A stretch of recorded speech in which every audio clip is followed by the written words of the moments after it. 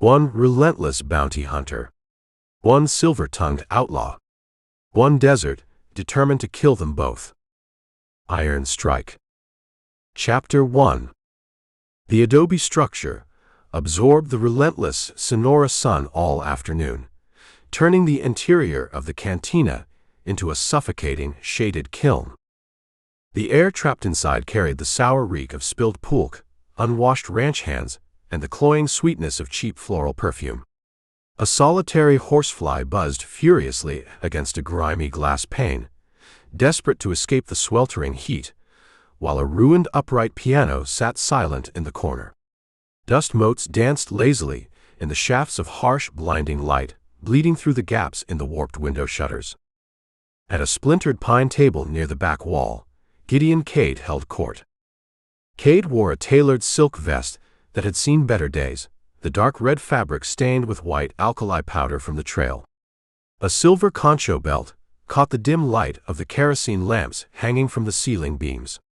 He had a rogue smile, perfectly practiced and perpetually deployed, paired with bright, calculating eyes that never stopped moving. He dealt from a deck of grease-stained cards, fleecing 3 local cattle drovers out of their month's wages while talking a mile a minute. The trick to navigating a thoroughbred across a rocky wash, Cade said, tossing a pair of kings onto the scarred wood, is letting the animal pick the path. You pull back on the reins, you break a leg. You let the horse read the ground, you make it across. Same rule applies to cards, gentlemen. You fight the deck, you lose your shirt. I bet $5. The drovers grumbled, tossing crumpled greenbacks into the pot. They lacked Cade's smooth confidence and fast hands, thoroughly mesmerized by his endless stream of charming banter. The wooden batwing doors at the front of the cantina squealed on dry hinges. The afternoon light spilled across the filthy floorboards, silhouetting a tall figure standing on the threshold. The ambient noise in the room died instantly. The low murmur of conversation ceased, replaced by the ominous clink of brass spurs against wood. Eldridge Sample stepped into the gloom. He wore a long, dust-caked canvas duster that brushed the tops of his scuffed leather boots. The brutal Arizona sun had baked his skin into weathered, cracked leather, framing pale, pragmatic eyes that quickly scanned the dark room.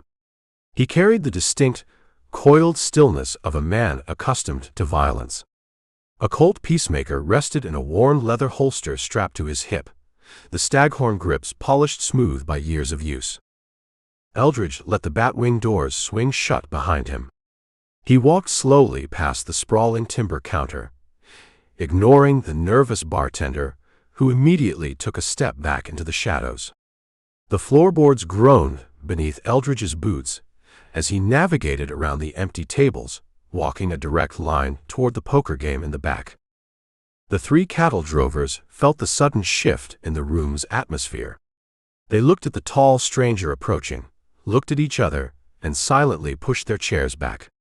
They abandoned their cards and their crumpled dollars, retreating to the safety of the bar. Gideon Cade remained seated.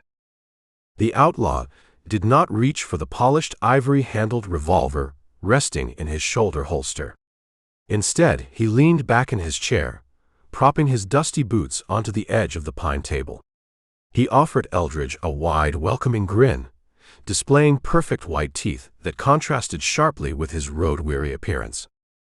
"You look parched, friend," Cade said, his voice smooth and entirely devoid of fear. He gestured toward an empty chair. "The beer here tastes like horse sweat, but the tequila holds a certain rustic charm. Pull up some wood. I just ran off my competition, and the pot sits unclaimed." "Gideon Cade," Eldridge stated. It was not a question. "My reputation precedes me," Cade replied, feigning a modest bow of his head. "Though I hope you heard the tales of my generosity, and not the exaggerated reports of my indiscretions. To whom am I speaking?" Eldridge reached into the inside pocket of his canvas duster. He withdrew a folded sheet of stiff paper and tossed it onto the table. It landed squarely on top of the discarded playing cards. The federal judge in Tucson signed that writ, Eldridge said, keeping his hands resting loosely at his sides. It authorizes a $500 bounty for your return. Alive preferably, but the ink covers both conditions. Cade let his smile fade just a fraction. He reached out, picking up the paper with 2 fingers, and snapped it open. He read the text quickly, his calculating eyes darting over the legal print. 500, Cade mused, folding the paper and placing it neatly in his vest pocket. I feel insulted. I pulled 1,000 in gold eagles off the Yuma stagecoach last month. The express company values their property remarkably low. I hold no interest in your pride, Eldridge said. Stand up. Put your hands on the wood. Cade sighed, running a hand through his dark hair. The charm returned, dialed up to a desperate maximum. He leaned forward, resting his elbows on the table, trying to project an aura of reasonable negotiation. Let us view this situation logically, friend, Cade purred. You drag me across the scrubland for 2 weeks. You fight the sun, the snakes, and the Apaches. If you survive the trail, the government pays you $500. Then they tax you. Then you buy a new horse, because the old one died of thirst.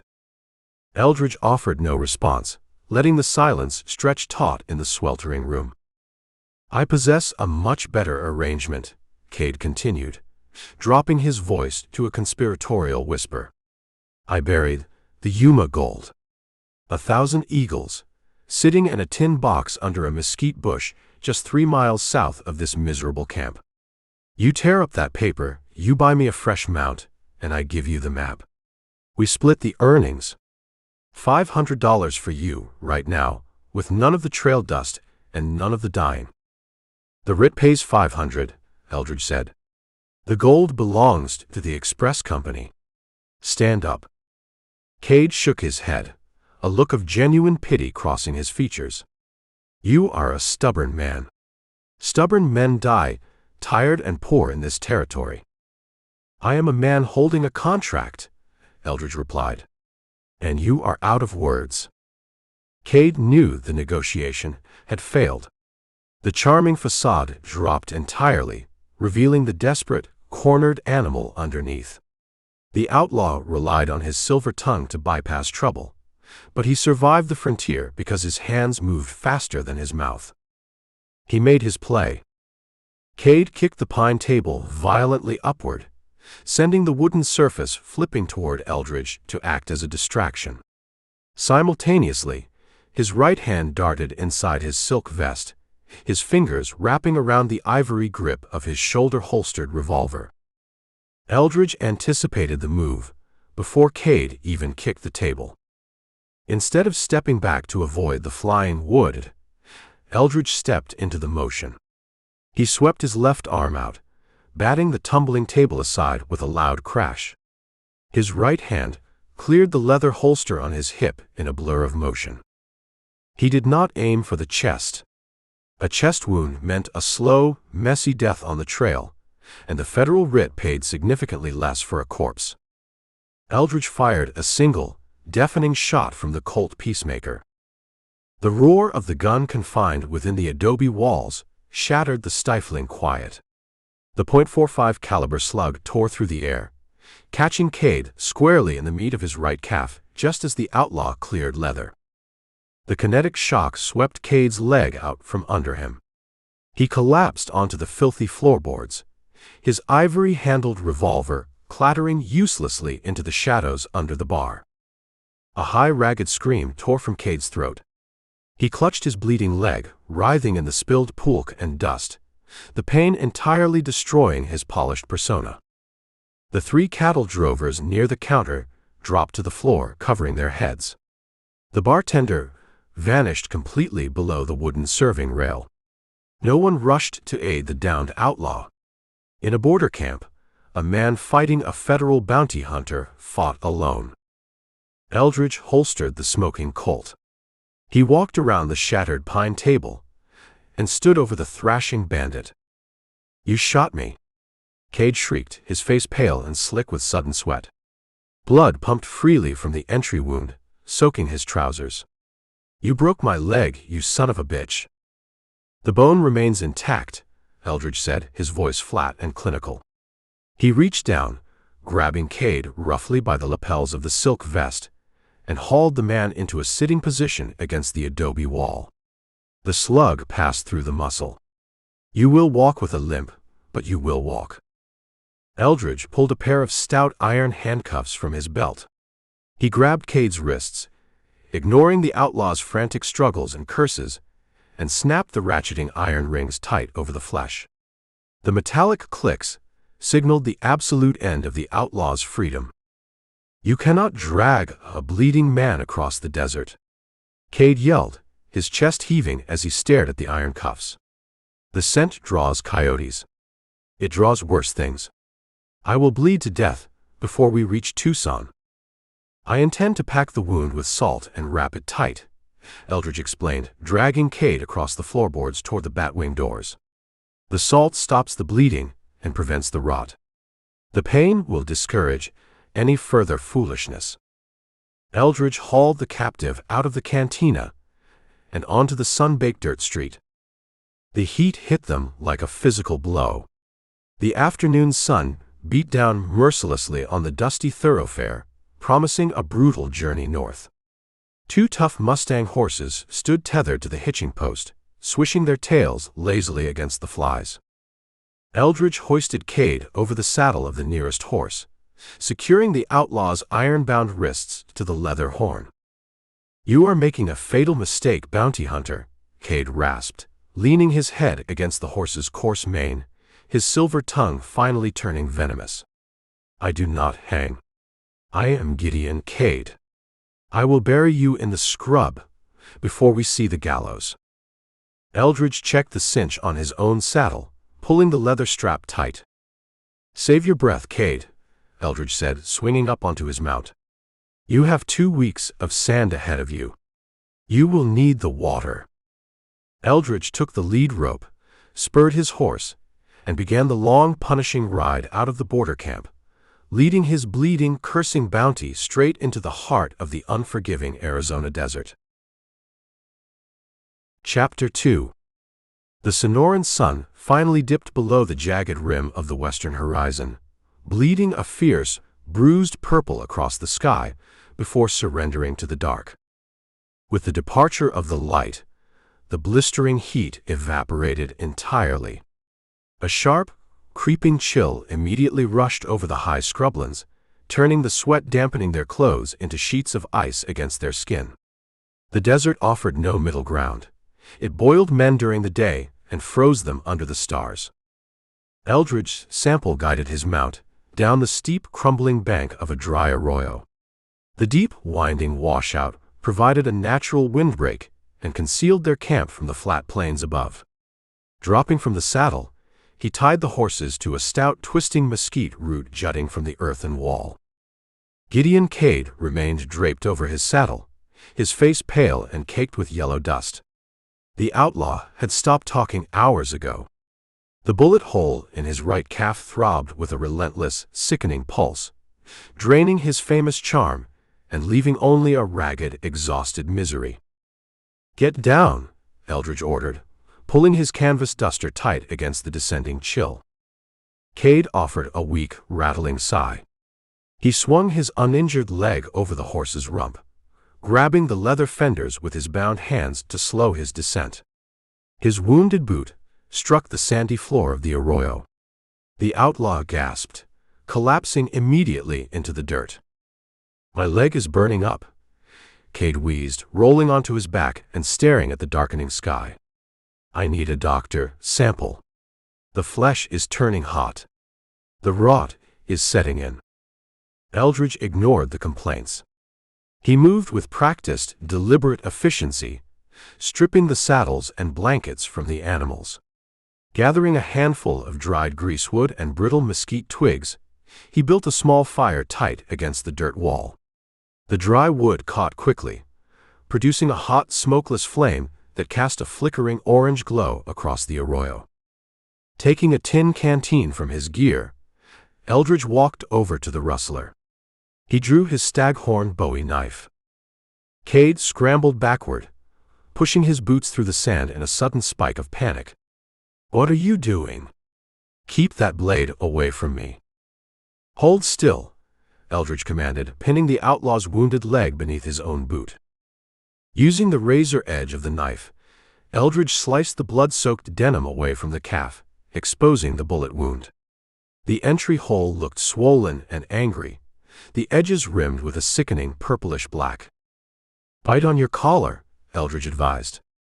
Before Cade could process the instruction, Eldridge unstoppered the canteen and poured a liberal stream of water over the raw flesh to clear the dust and clotted blood. Cade shrieked, a high, piercing sound that echoed down the dry riverbed, frightening a chorus of crickets into sudden silence.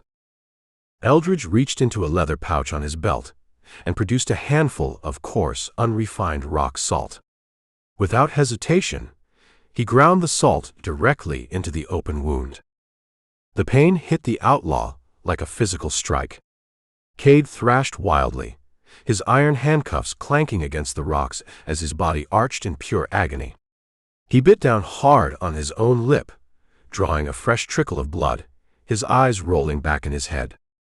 "The salt burns out the infection," Eldridge explained, wrapping a clean strip of cotton tightly around the calf to pack the wound. He tied the bandage off with a sharp yank. "It hurts tonight. It keeps your leg attached to your body tomorrow." Leaving the gasping, weeping outlaw in the dirt, Eldridge returned to the fire. He set a battered tin pot over the flames, tossing in a handful of ground coffee beans. The sharp, bitter aroma soon overpowered the scent of sweat and dried blood. Slowly, the intense spike of pain in Cade's leg subsided into a dull, manageable throb. The outlaw dragged himself across the sand, propping his back against the earthen wall of the arroyo, seeking the radiant heat of the fire. The silver tongue began to loosen once again. "You are a brutal man, Sample," Cade said, breathing hard, spitting a flake of dried blood from his lip. "A regular savage. I met Apaches with a gentler bedside manner." Eldridge poured the boiling black coffee into a tin cup. He set it on a flat rock near the flames, offering no reply. "You never talk," Cade continued, leaning forward, eager to probe the bounty hunter for any psychological weakness. "A man who rides the desert alone and never talks is hiding ghosts. Who broke your heart, Sample? Who ran off with your money?" Eldridge retrieved a tin plate and a slab of hardtack from his saddlebags. He sat cross-legged across the fire, resting his Colt Peacemaker on the sand right beside his knee. "You talk enough for the both of us," Eldridge finally said, biting into the dry biscuit. "I talk because silence breeds madness," Cade countered, holding his bound wrists out toward the fire to warm his numb fingers. "And I like to know the men who intend to sell my life for a pouch of coins. $500. It feels like an insult. You know the sheriff in Nogales offered $1,000 for me last spring?" "Nogales prints their own paper," Eldridge replied. "Federal gold spends anywhere." "You could have 1,000 gold eagles," Cade reminded him, dropping his voice to a smooth, tempting purr. "The stagecoach money. It sits under a mesquite bush, just waiting for a shovel. We ride back, we dig it up, and you become a wealthy man. You buy a saloon in San Francisco. You never eat hardtack in a dirty ditch again." "A stolen fortune buys a lot of things," Eldridge said, taking a slow sip of the scalding coffee. "But it buys a posse, too. The express company hires Pinkertons to hunt their missing gold. I prefer sleeping without keeping one eye open." "You are keeping one eye open right now," Cade pointed out, a sly grin touching the corners of his mouth. "You tied yourself to a desperate man. You fall asleep, I figure out a way to break these irons, and I bash your skull in with a rock. You will not rest until you hand me over to the warden." Eldridge finished his coffee, tossing the dregs into the sand. He leaned his head back against his saddle, pulling his hat low over his eyes. "Then I suggest you get comfortable," Eldridge murmured from beneath the brim. "It promises to be a long trip." The camp fell quiet. The fire burned down to a pile of glowing red coals, casting long, twisting shadows up the walls of the arroyo. The desert night came alive. Coyotes yipped far across the scrubland, their high-pitched calls answering one another under the brilliant, unblinking canopy of stars. Cade remained awake. The pain in his leg served as a ruthless anchor, preventing sleep. He watched the bounty hunter across the dying embers. Eldridge appeared entirely still, his breathing slow and even, the classic picture of a deeply exhausted man surrendering to slumber. The outlaw waited another full hour to be certain. When the only sound remaining was the gentle snorting of the tethered horses, Cade went to work. He drew his knees to his chest, bringing his boots close to his bound hands. The cobbler in Sonora, who had repaired his riding boots last month, had executed a remarkably sloppy job. A flat-headed iron brad protruded slightly from the edge of the leather heel, a flaw Cade had noticed 3 days ago. Working strictly by touch in the dim red glow of the coals, Cade wedged his thumb against the edge of the iron brad. He applied pressure, twisting and pulling. The nail bit into his skin, slicing a shallow cut across his thumb, but the outlaw ignored the sting. Freedom required a toll in blood. The brad groaned, slipping a fraction of an inch from the dry leather.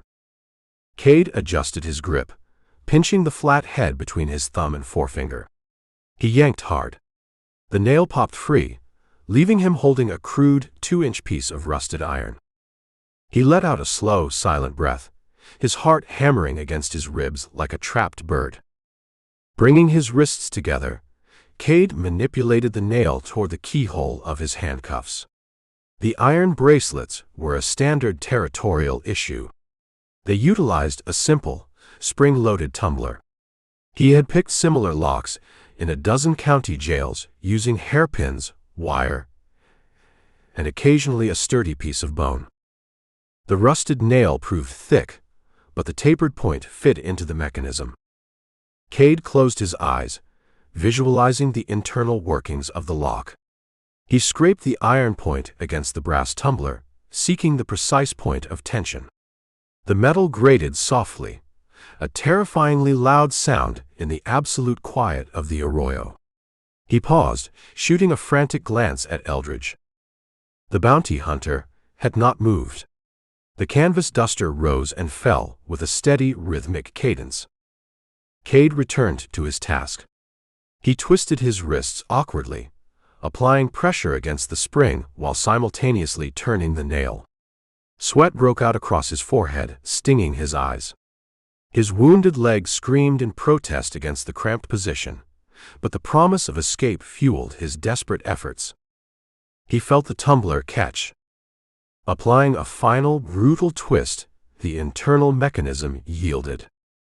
A sharp, distinct click echoed from the handcuffs. The ratcheting teeth released their bite. Cade felt the iron band around his left wrist spring loose. He slid his hand free, a triumphant, feral grin spreading across his face. He rubbed his chafed skin, already scanning the dirt around him for a jagged rock to use as a bludgeon. "Toss the nail into the fire," a voice commanded from the shadows. Cade froze. The triumph turned to ice in his veins. Eldridge had not moved from his position against the saddle. He still lay reclined, his hat pulled low over his eyes. Yet the Colt Peacemaker, previously resting on the sand, now sat perfectly leveled, pointing directly at the center of the outlaw's chest. Eldridge had never been asleep. He had listened to the entire miserable process, waiting for the climax. "I said toss it," Eldridge repeated, his voice devoid of any surprise or anger. Cade stared at the dark bore of the revolver. His shoulders slumped. The feral grin vanished, replaced by a look of sheer, defeated exhaustion.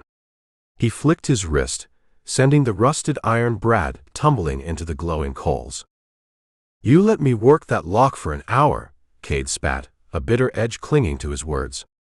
"You watched me tear my hands up." "A man occupied with a puzzle stays quiet," Eldridge said, pushing himself up from the dirt. He holstered the Colt and walked over to his saddlebags. "But the puzzle is solved now. Time for a new arrangement." Eldridge reached into his gear and withdrew a coiled length of thick, uncured rawhide strapping. Walking to the arroyo wall, he found a thick, exposed root of a dead greasewood bush. He tested the root, putting his entire body weight against the wood. It held firm, anchored deep within the baked earth. "Bring your hands here," Eldridge instructed, gesturing to the root. Cade looked at the rawhide, recognizing the material and understanding the profound, agonizing implication. "Sample, listen to me. I made a mistake. The iron cuffs are fine. Put the iron back on me." "The iron failed," Eldridge stated, his tone leaving no room for negotiation. He grabbed Cade by the collar and dragged the resisting outlaw over to the wall. Forcing Cade to sit with his back against the dirt, Eldridge took the canteen. He poured a liberal amount of water over the coiled rawhide, soaking the leather until it turned dark and pliable. Taking the wet strapping, Eldridge wrapped it tightly around Cade's wrists, lashing them securely to the stout greasewood root. He tied the knots with brutal, unyielding precision, pulling the leather flush against the outlaw's skin. "You know what wet rawhide does in the dry desert air," Cade panicked, pulling wildly against his new bindings. "It shrinks. It shrinks as it dries out. You leave this on me all night, it will crush my bones. It will cut my hands right off." "It shrinks exactly 20% of its total volume," Eldridge confirmed, walking back to his saddle and picking up his tin cup. "The process takes hours. It starts as a tight grip, and it evolves into a profound lesson in patience." Eldridge settled back against his gear, pulling his hat down once again. "The pain teaches you to respect the bindings," Eldridge murmured into the dark. "Every time you think about trying to run, your wrists will remember tonight. Now try to get some sleep, Cade. Tomorrow we cross the salt pans, and the sun offers no forgiveness." Cade thrashed against the root, but the wet leather held fast.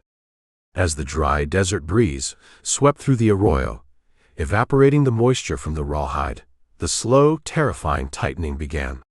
The outlaw stared into the dying embers, his silver tongue entirely silenced by the creeping, agonizing grip of his own making. Chapter 3. The Sonora Alkali Flat stretched out like a blinding white ocean of dead earth, offering no shelter and promising absolutely no mercy. By mid-morning, the temperature climbed to an oppressive, suffocating peak. The sun did not merely shine, it battered the desert floor like a blacksmith's hammer striking an anvil. Baked into a hard, brittle crust, the salt pan reflected the glaring light straight upward, attacking the eyes from both the sky and the ground. Shimmering waves of heat distortion danced across the barren expanse, turning the distant jagged mountains into liquid, rippling mirages. Riding through the desolate basin required a grim, enduring stamina. The dry air stripped the moisture from a man's lungs with every drawn breath. Sweat evaporated the instant it beaded on the skin, leaving behind a gritty, chalky residue that chafed beneath denim and canvas. The only sound in the vast, stifling quiet was the rhythmic, hollow crunch of iron-shod hooves breaking through the salt crust. Eldridge Sample rode with his hat pulled exceedingly low, squinting through narrowed eyelids to combat the blinding glare.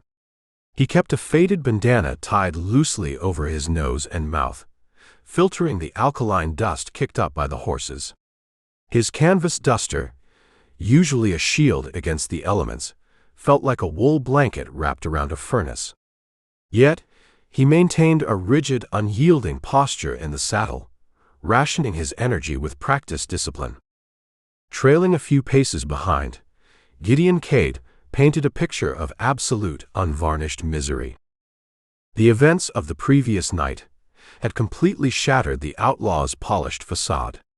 The rawhide strips binding his wrists had dried thoroughly in the arid air, shrinking exactly as Eldridge had promised. The stiff leather now bit viciously into Cade's flesh, cutting off the circulation and leaving his hands swollen and bruised. Furthermore, the bullet wound in his right calf throbbed with a relentless, sickening pulse. The salt Eldridge had packed into the torn muscle prevented the rot, but it burned with a continuous, white-hot agony. "I am baking alive up here, Sample," Cade croaked, his voice reduced to a dry, raspy scrape. His tailored silk vest hung open, stained with dark rings of dried sweat and coated in fine white dust. "The sun is cooking the fluid right out of my brain. I cannot see straight." Eldridge offered no response, keeping his gaze fixed on the shimmering horizon. "You hear me?" Cade pushed, licking his cracked, bleeding lips with a swollen tongue. He swayed unsteadily in the saddle, clutching the leather horn with his bound purple hands. "My tongue feels like a piece of old leather. You have a canteen strapped right there to your rigging. Pass the water. I am dying of thirst." "A man complaining about his thirst holds enough spit in his throat to survive," Eldridge said, his voice muffled by the dusty bandana. "We drink when we reach the shade of the canyon." "There is no canyon," Cade shrieked, a note of genuine hysteria cracking his voice. He waved a bound hand, frantically, at the rippling mirages surrounding them. "Look around you. It is nothing but baked salt and hellfire. We are riding into a furnace. Pass the canteen, or you drag a corpse into Tucson." "The federal judge signed for a delivery," Eldridge replied, his tone remaining clinical and entirely detached. "He failed to specify your comfort along the trail." Silence fell over the salt pan once again, broken only by the crunching hooves. Cade slumped forward, resting his chin against his chest. His breathing grew shallow and erratic. The outlaw had survived the frontier by reading men and recognizing opportunities.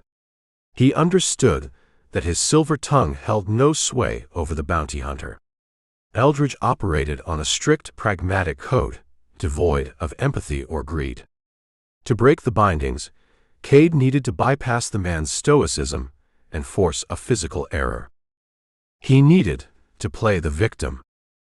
For the next mile, Cade amplified his suffering. He let his body sway precariously with every step of the Mustang. He moaned, a low, pitiful sound, occasionally letting his head loll to the side, as if fighting the encroaching darkness of heatstroke. "Sample," Cade mumbled, his words slurring together into an incoherent string of syllables. "Cannot keep the saddle. The sky is spinning. Water. Just a drop of water." Eldridge glanced over his shoulder. The captive looked terrible. The pale skin stretched tight across Cade's cheekbones, flushed with a dangerous, feverish red. The outlaw's eyes fluttered, rolling back slightly to expose the whites. Without warning, Cade let his weight shift entirely to the right. He slipped from the leather saddle, tumbling awkwardly over the side of the horse. He hit the baked salt crust with a dry, hollow thud, kicking up a plume of white alkaline dust. The Mustang snorted in surprise, sidestepping the fallen rider before coming to a nervous halt. Eldridge pulled back on his reins, stopping his own mount. He twisted in the saddle, looking down at the outlaw lying motionless in the glaring white dirt. Cade sprawled on his back, his bound arms splayed awkwardly above his head. He did not twitch. His chest barely moved. The harsh desert sun beat down upon his prone form, illuminating the white dust settling over his ruined silk vest. A fatal heat stroke broke the terms of the federal contract. Delivering a corpse meant settling for a fraction of the gold. Stepping down from the stirrup, Eldridge allowed his boots to hit the salt pan. The radiant heat, reflecting off the ground, felt like standing beside an open blast furnace. He unhooked the tin canteen from his saddle rigging. He did not rush. Approaching a downed man required the same caution as approaching a wounded rattlesnake. Eldridge walked slowly toward the fallen outlaw, his spurs clinking softly against the crust. He kept his right hand resting casually near his hip, his fingers brushing the polished staghorn grip of the Colt peacemaker. He watched Cade's hands, observing the swelling around the tight rawhide bindings, searching for any sudden tension in the muscles. Reaching the outlaw, Eldridge stood over him, casting a long, dark shadow across Cade's blistered face. "Get up," Eldridge commanded. Cade groaned, a weak, rattling exhale. His eyelids fluttered, revealing slits of bloodshot white. "Cannot move," he whispered to the salt. "Fire in my blood. Water. Please." Eldridge pulled the cork stopper from the tin canteen. The faint, metallic scent of warm water drifted into the dry air. Crouching down, Eldridge rested his left knee against the baked earth. He reached out with his left hand, bringing the mouth of the canteen toward Cade's cracked lips, intending to pour a meager trickle to test the man's responsiveness. The trap snapped shut. Cade's eyes flew wide open, blazing with sudden, desperate clarity. The lethargy vanished instantly, replaced by a surge of pure, adrenaline-fueled violence. The outlaw exploded upward from the salt pan.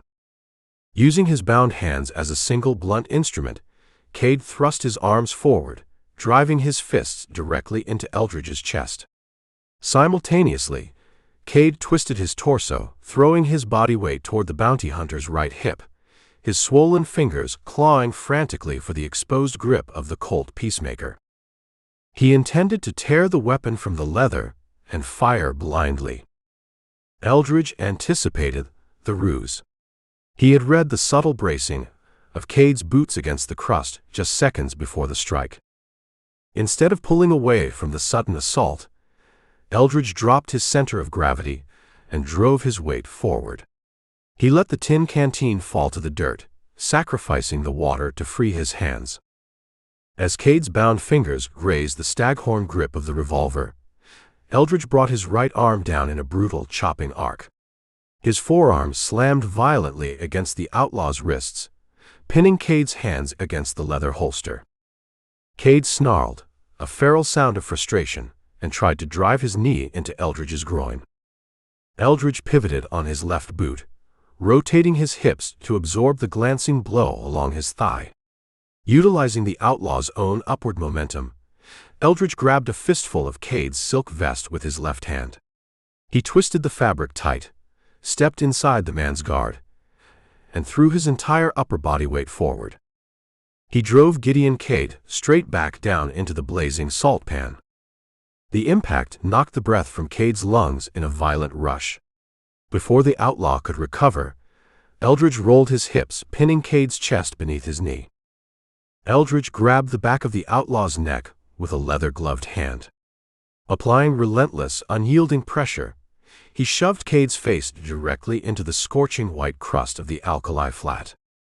"You want the salt, you eat the salt," Eldridge growled, his voice a low, vibrating rumble that cut through the heat. The baked earth seared Cade's skin. The fine, caustic alkaline powder coated his sweaty face, biting fiercely into his cracked lips and the abrasive scrapes along his cheek. The chemical burns stung like a swarm of angry wasps. Cade thrashed wildly beneath the bounty hunter's knee. He kicked his boots against the crust, bucking his hips in a desperate bid for air, but the leverage belonged entirely to Eldridge. The raw strength holding him down felt absolute, possessing the immovable density of a granite boulder. "I quit." Cade shrieked into the dirt, his voice muffled and choked with bitter dust. He slammed his bound hands against the earth in a gesture of frantic surrender. "I quit, Sample. Get off me. The ground is burning my skin." Eldridge held the position for 3 full seconds, letting the searing heat and the biting alkali teach a profound, unmistakable lesson regarding the hierarchy of power on the trail. Finally, Eldridge released the neck. He grabbed the outlaw by the collar and hauled him up to a sitting position. Cade coughed violently, spitting a mixture of saliva and white powder onto his silk vest. His face was a mask of chalky dust, and scraped weeping skin. The rogue's smile was completely gone, replaced by a look of sheer breathless terror. Eldridge stood up, brushing the white dust from his canvas duster. He looked down at the tin canteen lying on the crust. A dark, damp patch of mud had formed where the warm water spilled, rapidly evaporating under the brutal sun. He retrieved the canteen, shaking it to gauge the remaining contents, and pushed the cork stopper back into the spout. Cade stared at the tin vessel, his chest heaving, his eyes pleading for a single drop to wash the caustic salt from his burning throat. Eldridge hung the canteen back on his saddle rigging. "You spilled the ration," Eldridge stated flatly, his tone offering no room for debate or negotiation. "The water feeds the dirt today." "You are a monster," Cade gasped, scrubbing his bound wrists against his eyes, trying to clear the stinging dust. "I was dying. I just wanted a drink." "You wanted the iron on my hip," Eldridge corrected, walking over to the outlaw's Mustang. He gathered the reins and led the animal back to where Cade sat in the dust. "You play games in the heat. You pay the toll in sweat. Now get up." Cade stared at the tall bounty hunter, realizing the depth of his miscalculation. He had tried to manipulate a man who possessed no emotional levers to pull. The desert was a ruthless, unforgiving opponent, but the man holding the leash proved far more dangerous. Whimpering softly, Cade rolled onto his hands and knees. He struggled against the binding rawhide, and his throbbing calf finally hauling himself upright. He stood swaying in the blinding light, thoroughly defeated. Eldridge grabbed the back of the outlaw's belt and hoisted him roughly into the saddle. "The next time you fall from this horse," Eldridge said, looking up at the miserable captive, "I leave you in the dirt and drag you by the ropes until we reach the canyon. Keep your balance." Eldridge turned his back, mounted his own bay gelding, and spurred the animal forward. They resumed their agonizing trek across the blinding expanse of the salt pan. The sun continued to batter the earth, and the heat shimmers danced on the horizon, hiding the salvation of the dark, rocky canyons that lay somewhere ahead in the unforgiving Arizona wasteland. Chapter 4. Entering the mouth of the gorge felt like stepping into the belly of an ancient sleeping beast. The towering walls of rust-colored rock pinched inward, blotting out the punishing afternoon sun and casting deep, cool shadows across the gravel trail. The temperature dropped significantly within the first few dozen yards. The air trapped between the stone cliffs tasted of dry dust, brittle sagebrush, and cooling flint, offering a profound relief from the roasting heat of the open desert. Eldridge rode point, letting his dun gelding pick a careful path through the scattered boulders. He trailed a stout gray pack mule on a lead rope, the animal carrying their canvas water bags, coffee, and hardtack. Gideon Cade brought up the rear on his roan, his wrists still bound tightly with the shrinking rawhide, the connecting tether looped securely around the horn of Eldridge's saddle. The clopping of the iron-shod hooves echoed off the canyon walls, amplifying the sound, until it sounded like a dozen riders moving through the tight corridor. "This rock oven makes my skin crawl, Sample," Cade complained, his voice bouncing off the high stone. The outlaw leaned forward, trying to ease the burning pressure on his wrists. The rawhide had dried completely during their trek across the salt pan, shrinking and biting deep into his flesh. Dried blood caked his hands, and the untreated gunshot wound in his calf throbbed with a dull, rhythmic agony. "We lose the sun in here," Cade continued, adopting a tone of forced casualness to mask his growing paranoia. "We lose the horizon. A man could hide a whole army up on those rims, and we would never see the rifle barrels until the leads started flying." "Keep your eyes on the trail," Eldridge replied, his gaze sweeping the jagged crests of the sandstone bluffs high above them. He shared the outlaw's assessment of the terrain. The gorge offered absolute shelter from the sun, but it presented a tactical nightmare. The sheer rock faces funneled them into a predictable path, leaving no room to maneuver and providing perfect high ground for anyone seeking a cheap advantage. A man traveling with a laden pack mule through this territory invited scavengers just as surely as a fresh kill invited vultures. A sharp, deafening crack shattered the quiet. The gunshot did not echo. It boomed, trapped and magnified by the narrow stone corridor. Before the sound fully registered, the gray pack mule shrieked. The terrible, wet sound of a dying animal filled the gorge. A rifle slug had torn straight through the mule's thick neck. Blood sprayed across the dusty gravel in a bright crimson arc. The animal's front legs buckled instantly, sending it crashing onto its side in a tangled heap of canvas bags and leather straps. Chaos erupted on the canyon floor. Eldridge's dun gelding reared up, screaming in panic at the smell of fresh blood. Cade's roan spun wildly, fighting the tether. "Get off the horse!" Eldridge roared, abandoning the reins.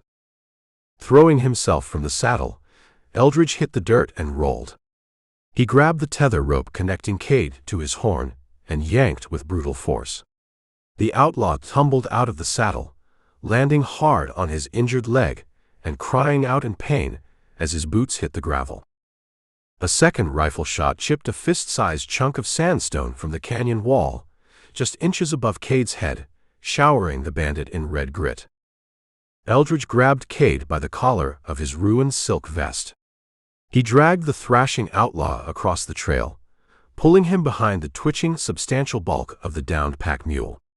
The horses scattered, bolting down the canyon and leaving the two men pinned in the dirt. "They are shooting at us!"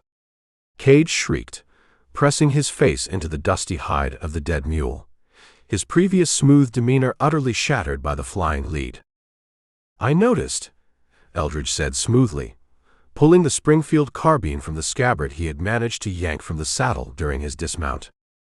He pressed his shoulder against the mule's saddlebags, using the leather and the animal's thick torso as a barricade. He evaluated the rims. A puff of pale gray smoke drifted lazily from a cluster of boulders on the left crest. Another distinct wisp of smoke hung over a jagged outcropping on the right. 3 shooters. Drifters, likely, drawn by the prospect of stealing fresh horses and supplies. A third shot rang out. The bullet slammed into the pack mule's ribs with a dull, fleshy thud. Cade flinched, pulling his knees to his chest.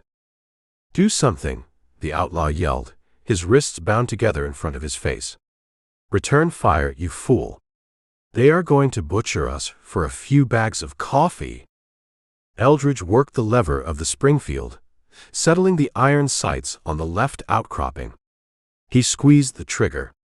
The carbine roared, kicking against his shoulder. He saw a shadow flinch behind the high rocks, though he knew the shot only offered suppression, not a kill. "We hold a severe disadvantage," Eldridge stated, his voice completely devoid of panic, analyzing the situation as if he were reading a catalog. "They possess the high ground. They established a crossfire. And they are moving." Through the swirling dust, Eldridge tracked the movement. The shooters realized their targets were pinned. They were abandoning the high rims, sliding down the steep scree slopes on both sides of the canyon to establish flanking positions. One man scrambled down the loose rocks on the left. Another picked his way down the right side. The third kept a rifle leveled from the upper ridge, keeping Eldridge pinned behind the dead animal. If the flankers reached the canyon floor, they would have clear, unobstructed shots around the mule. Eldridge could not cover both sides of the canyon simultaneously. He needed a second gun. He looked at the outlaw, trembling in the dirt. Reaching into his canvas duster, Eldridge retrieved the ivory-handled revolver he had confiscated back at the cantina. He flicked the loading gate open. Tilting the barrel back, he spun the cylinder, dumping 5 brass cartridges into the palm of his hand. He left exactly 1 bullet sitting in the chamber. He snapped the gate shut. Drawing his Bowie knife, Eldridge reached over and sliced the tether rope connecting Cade's rawhide cuffs to the saddle horn. He left the rawhide binding the outlaw's wrists together, ensuring Cade's hands remained locked side by side. Eldridge tossed the revolver. It landed in the red dust right in front of Cade's knees. The bandit stared at the gun, entirely bewildered. He looked up at the bounty hunter, wiping sweat and grit from his eyes. "What is this?" Cade asked, his breathing ragged. "That is a Colt," Eldridge said, keeping his own carbine trained on the right flank. "It holds a single cartridge. The man sliding down the left scree slope reaches the canyon floor in 20 seconds. When his boots hit the dirt, he shoots you in the back. You pick up the iron, and you kill him." Cade reached out with both hands, his bound wrists forcing an awkward two-handed grip. His fingers curled around the familiar ivory handle. He felt the reassuring weight of the steel. He thumbed the hammer back, hearing the precise click of the mechanism. The outlaw's calculating eyes shifted from the approaching flanker to Eldridge. The bounty hunter knelt just 3 feet away, his back partially turned, his attention focused on the opposite side of the canyon. A perfect target. "I hold a loaded gun, Sample," Cade whispered, his voice trembling with a sudden, vicious surge of adrenaline. "You put the weapon in my hands. I shoot you right now in the spine.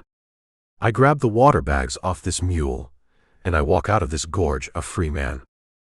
Eldridge did not even turn his head. He kept the Springfield leveled at the right slope, tracking the second drifter. "You shoot me, you die," Eldridge said, his tone conversational and utterly unbothered. "You underestimate my resolve," Cade hissed, raising the revolver, pointing the barrel directly at the center of Eldridge's canvas coat. "I am a desperate man, friend."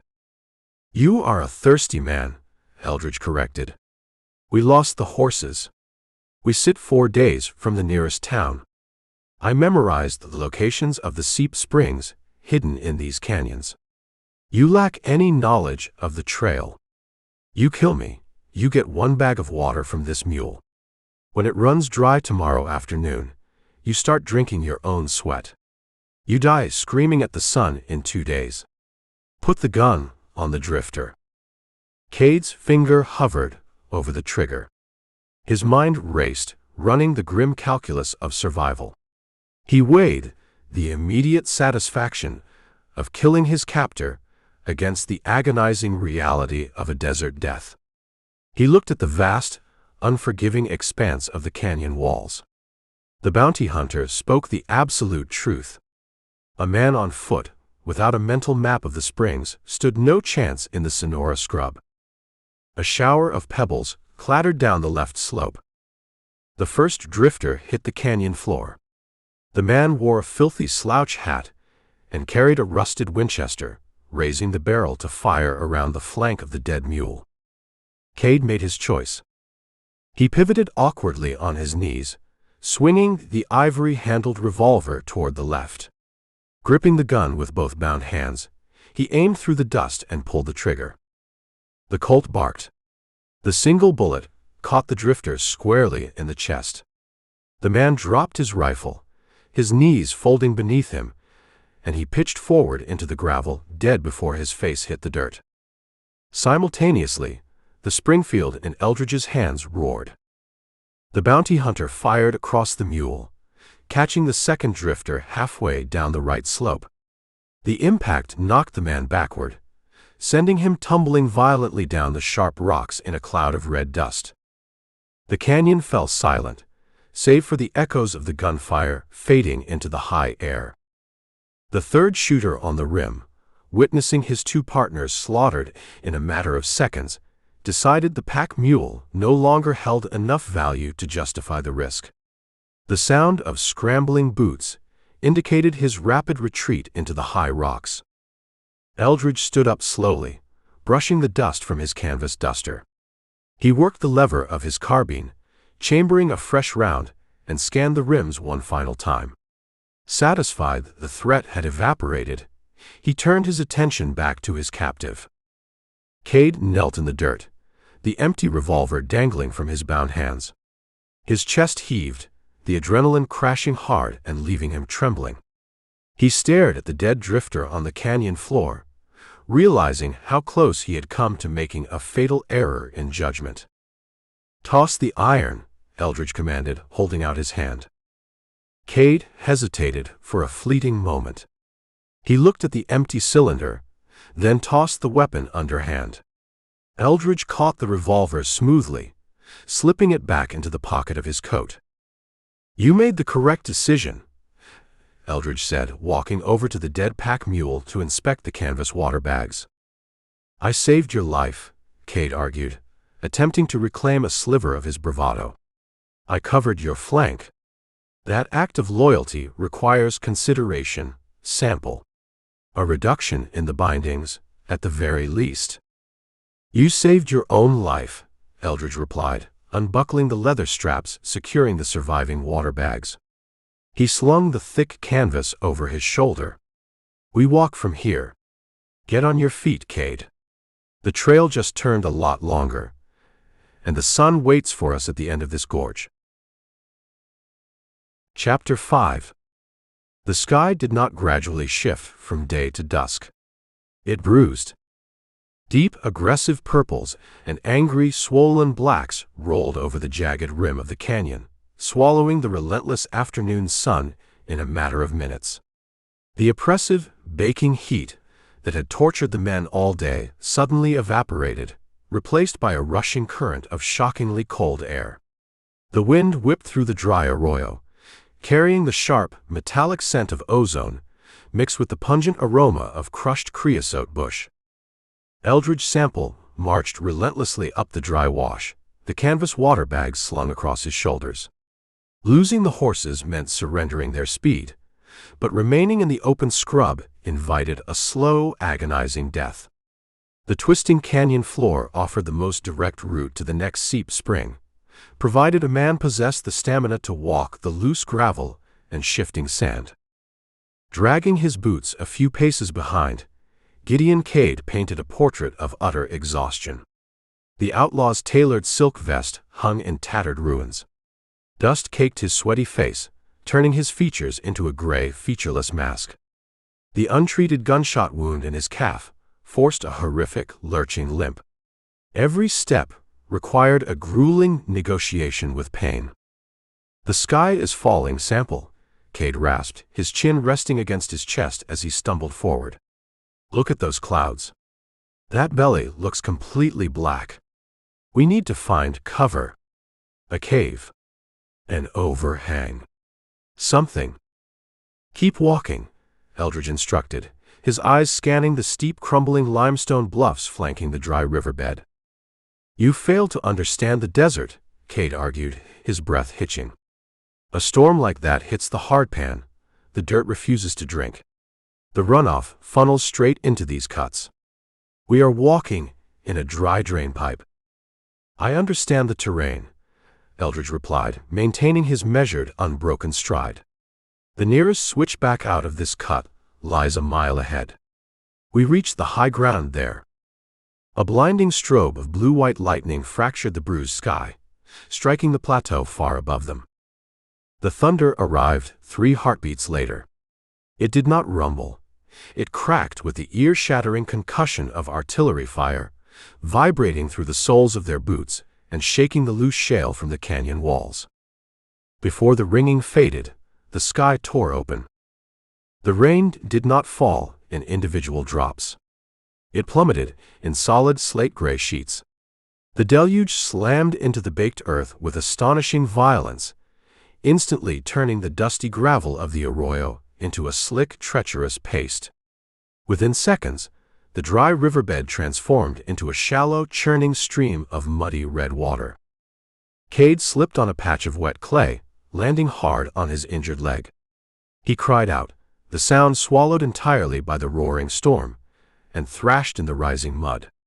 His rawhide-bound hands pawed uselessly at the slick stones, unable to find purchase. Turning back, Eldridge grabbed the back of the outlaw's collar and hauled him upright.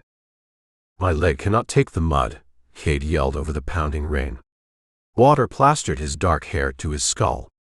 I am walking on a broken peg. We have to climb the walls. Eldridge surveyed the sheer limestone bluffs. The walls rose vertically for 50 feet, offering nothing but loose rock and crumbling ledges. Attempting to scale the slick rock face with a bound, injured man guaranteed a fatal fall. We push for the switchback, Eldridge shouted, shoving Cade forward. A new sound joined the chaotic din of the thunderstorm. It started as a low, vibrating rumble, distinct from the rolling thunder. It sounded like a runaway freight train, tearing through the rock corridor, growing louder and more terrifying with every passing second. The shallow stream swirling around their ankles suddenly surged to their knees, thick with uprooted sagebrush and jagged branches. Eldridge recognized the sound instantly. The storm had dumped a deluge on the plateau miles upstream. The runoff had collected, merging into a singular, unstoppable force, and it was currently racing down the arroyo. The wall is coming. Cade shrieked, his eyes wide with primal terror as he stared up the winding canyon. Climb! Climb the rock! A churning, towering wave of brown liquid mud and debris ripped around the bend just 100 yards ahead. The flash flood carried entire mesquite trees and boulders the size of anvils, grinding the canyon floor to dust beneath its churning belly. Abandoning the push for the switchback, Eldridge grabbed Cade by the belt. He spotted a narrow, sloped indentation in the canyon wall, a steep, jagged chimney of eroded rock leading up to a slim ledge perhaps 20 feet above the arroyo floor. Up! Eldridge roared, shoving the outlaw toward the crevice. Cade scrambled like a panicked rat. Driven by the sheer terror of the approaching roaring mud, he jammed his boots into the narrow gaps of the limestone, ignoring the screaming pain in his calf. The wet rocks offered terrible footing. His bound hands scraped against the sharp shale, tearing the skin from his knuckles. Eldridge climbed right beneath him, using his broad shoulders to physically push the outlaw upward whenever Cade's boots slipped on the slick clay. The rain battered them, trying to wash them back down into the gut of the canyon. The roar of the flood grew deafening. The ground shook violently. Cade rolled over the lip of the narrow ledge, collapsing onto the flat, stony surface. Eldridge hauled himself up immediately after, pulling his legs onto the rock just as the wall of water tore past the indentation. The flash flood exploded through the arroyo. The sheer kinetic force of the churning brown water carved away the lower embankment they had just climbed, ripping the limestone to shreds. Boulders tumbled in the current, grinding against each other with terrifying, bone-rattling screeches. Spray flew high into the air, soaking the two men huddled on the ledge. They lay flat against the cold stone, chests heaving, rain pelting their backs. The ledge offered a meager sanctuary, barely 3 feet wide and entirely exposed to the elements, but it sat safely above the lethal high-water mark of the surging river. "We made it," Cade gasped, spitting muddy water from his mouth. He pressed his back tightly against the sheer cliff face, eyeing the raging torrent below. "You almost killed us, Sample. You pushed us too far up the wash." Eldridge sat with his back against the rock, pulling the brim of his dripping hat low to shield his eyes from the driving rain. He unslung the canvas water bags, ensuring the sharp rocks had not compromised the thick fabric. The loss of their drinking supply meant certain death once the storm passed and the sun returned to bake the mud dry. "The water recedes in a few hours," Eldridge said, his voice a calm, steady anchor amidst the deafening roar of the tempest. "We wait on this stone until the mud settles. Then we walk out." Cade did not reply. The outlaw curled his knees to his chest, shivering violently as the plunging temperature and the freezing rain stole his body heat. Eldridge kept his eyes trained on the rising waterline, monitoring the flow of the debris. The noise of the storm, the relentless cracking of thunder, the hissing rain, the grinding of the boulders in the flood, created an impenetrable wall of sound. A man could scream at the top of his lungs on the ledge, and the storm would swallow the noise entirely. Cade recognized the unique audio cover. The bandit shifted his weight, pulling his knees tighter to his chest to block Eldridge's line of sight to his hands. He pressed his bruised, bleeding knuckles against the wet stone beneath him. The rawhide bindings had soaked through during the deluge. The leather, previously shrunk tight as iron wire, had absorbed the rainwater and softened significantly, regaining a small measure of pliability. It no longer cut off his circulation, but it remained entirely too tough to break with brute strength alone.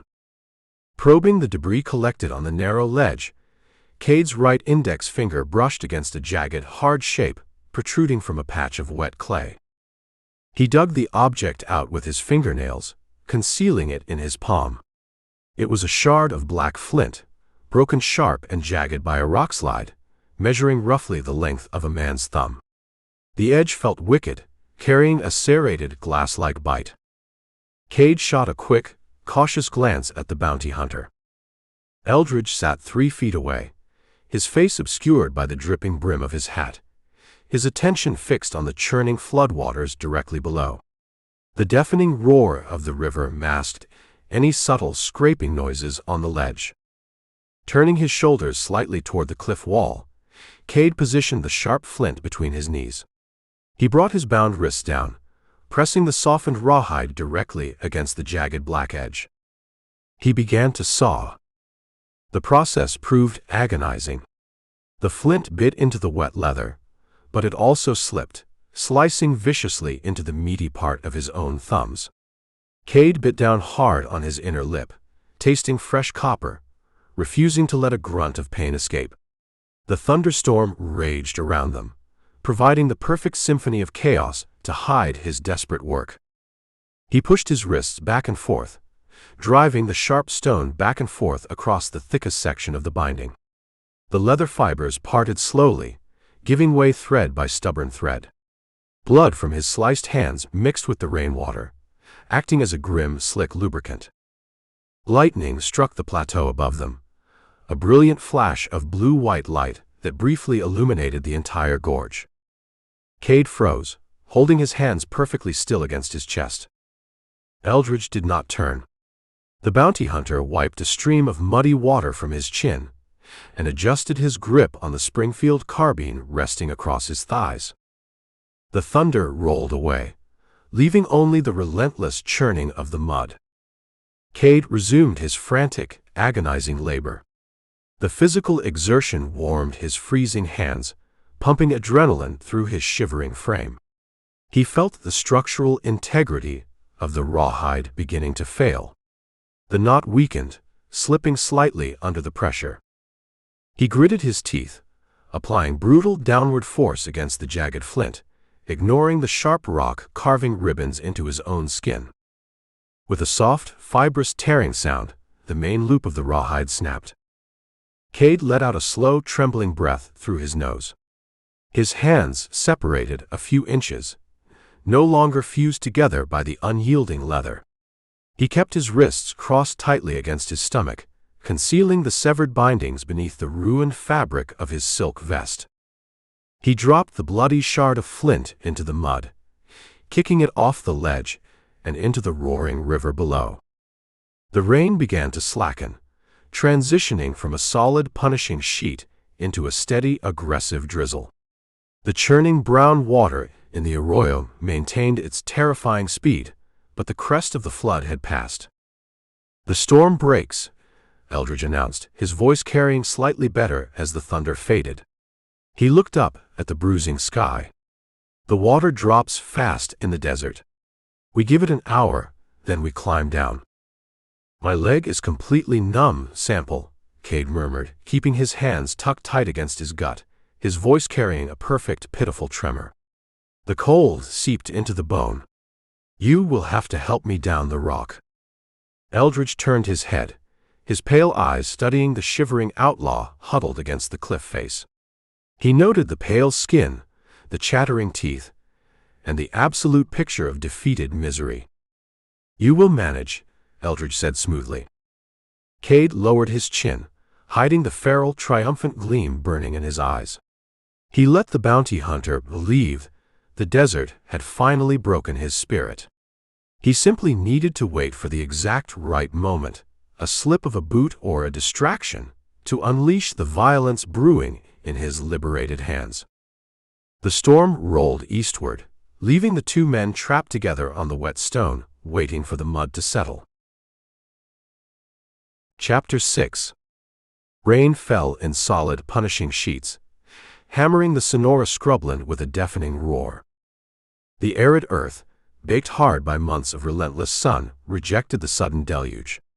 Water pooled on the surface, instantly transforming the dry desert floor into a slick, treacherous expanse of sucking red clay. Flash floods tore through the shallow arroyos, carrying uprooted sagebrush and drowning the landscape in a chaotic churn of mud and foam. Eldridge stood near the crumbling lip of the swollen wash, rain pouring off the wide brim of his hat in a steady curtain. His canvas duster hung on his shoulders like a soaked lead blanket, sticking to his wool shirt and chilling his skin. He ignored the profound discomfort, staring down at a freshly severed strip of rawhide lying in a puddle. Gideon Cade had bolted. Using the deafening thunder as cover and a jagged piece of flint as a blade, the outlaw had sawed through his bindings and scrambled up the embankment. Eldridge did not shout. He did not run. Panic wasted energy, and the slick clay demanded a deliberate, methodical approach. He knelt in the muck, resting his fingers near the deep gouges carved into the wet earth. The torrential rain worked quickly, rounding the sharp edges of the bootprints and filling the depressions with murky water. However, the outlaw carried a distinct disadvantage. The .45 caliber slug residing in Cade's right calf guaranteed an uneven, dragging gait. A distinct trench snaked through the mud beside the left bootprints, marking a trail of desperation and fresh blood quickly diluted by the storm. Standing up, Eldridge adjusted the wet leather strap of his carbine scabbard across his chest. He began the hunt. He moved with an unhurried, relentless stride. Every step required a conscious effort, his boots sinking ankle-deep into the clay, fighting the vacuum pull of the mud. The storm erased the horizon, shrinking the world down to the immediate stretch of red muck and the stinging curtain of gray rain. The air smelled of bruised creosote bushes, raw ozone, and wet dust. Following the dragging tracks, Eldridge read the story of the outlaw's flight. Cade was panicking. The tracks showed erratic movement, weaving wildly between the scattered clumps of mesquite and chala cactus. The man slipped frequently. Broad smears in the clay indicated where Cade had fallen to his knees, scrambled for purchase, and hauled himself back up. "You are bleeding out in the mud, Cade," Eldridge said softly to himself, his voice swallowed instantly by a booming crack of thunder.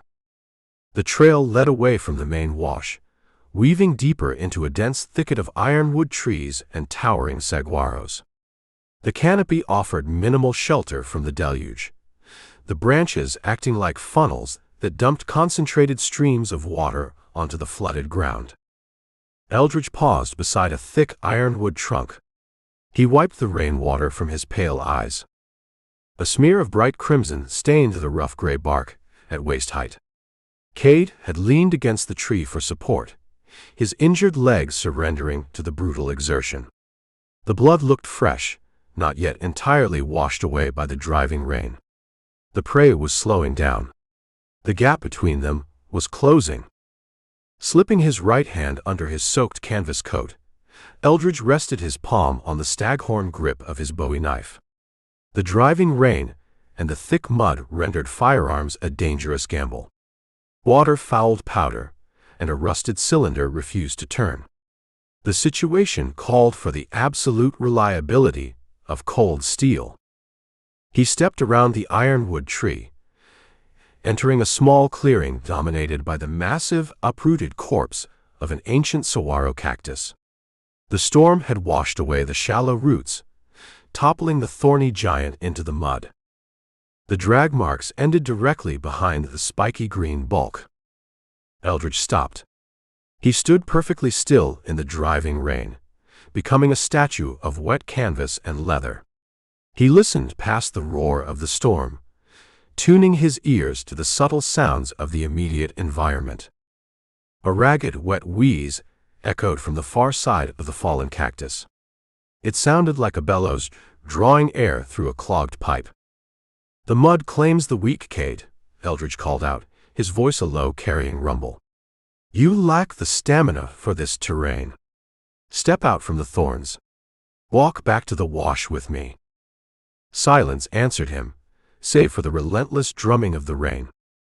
Eldridge took a slow, deliberate step to his left, seeking a clear line of sight behind the root ball. A shadow exploded from the red clay. Gideon Cade launched himself over the decaying trunk of the saguaro. The outlaw looked like a demon, sculpted entirely from wet earth. Red mud coated his silk vest, his face, and his hair. His eyes burned with the wild, cornered panic of a trapped animal. He gripped a thick, jagged branch of petrified ironwood in both hands, swinging the makeshift club toward Eldridge's skull with everything left in his exhausted body. Eldridge reacted with immediate, fluid violence. He did not attempt to draw the knife. He stepped sharply into the attack, closing the space before the branch could reach its maximum momentum. He raised his left forearm, catching the thick wood on the meat of his arm.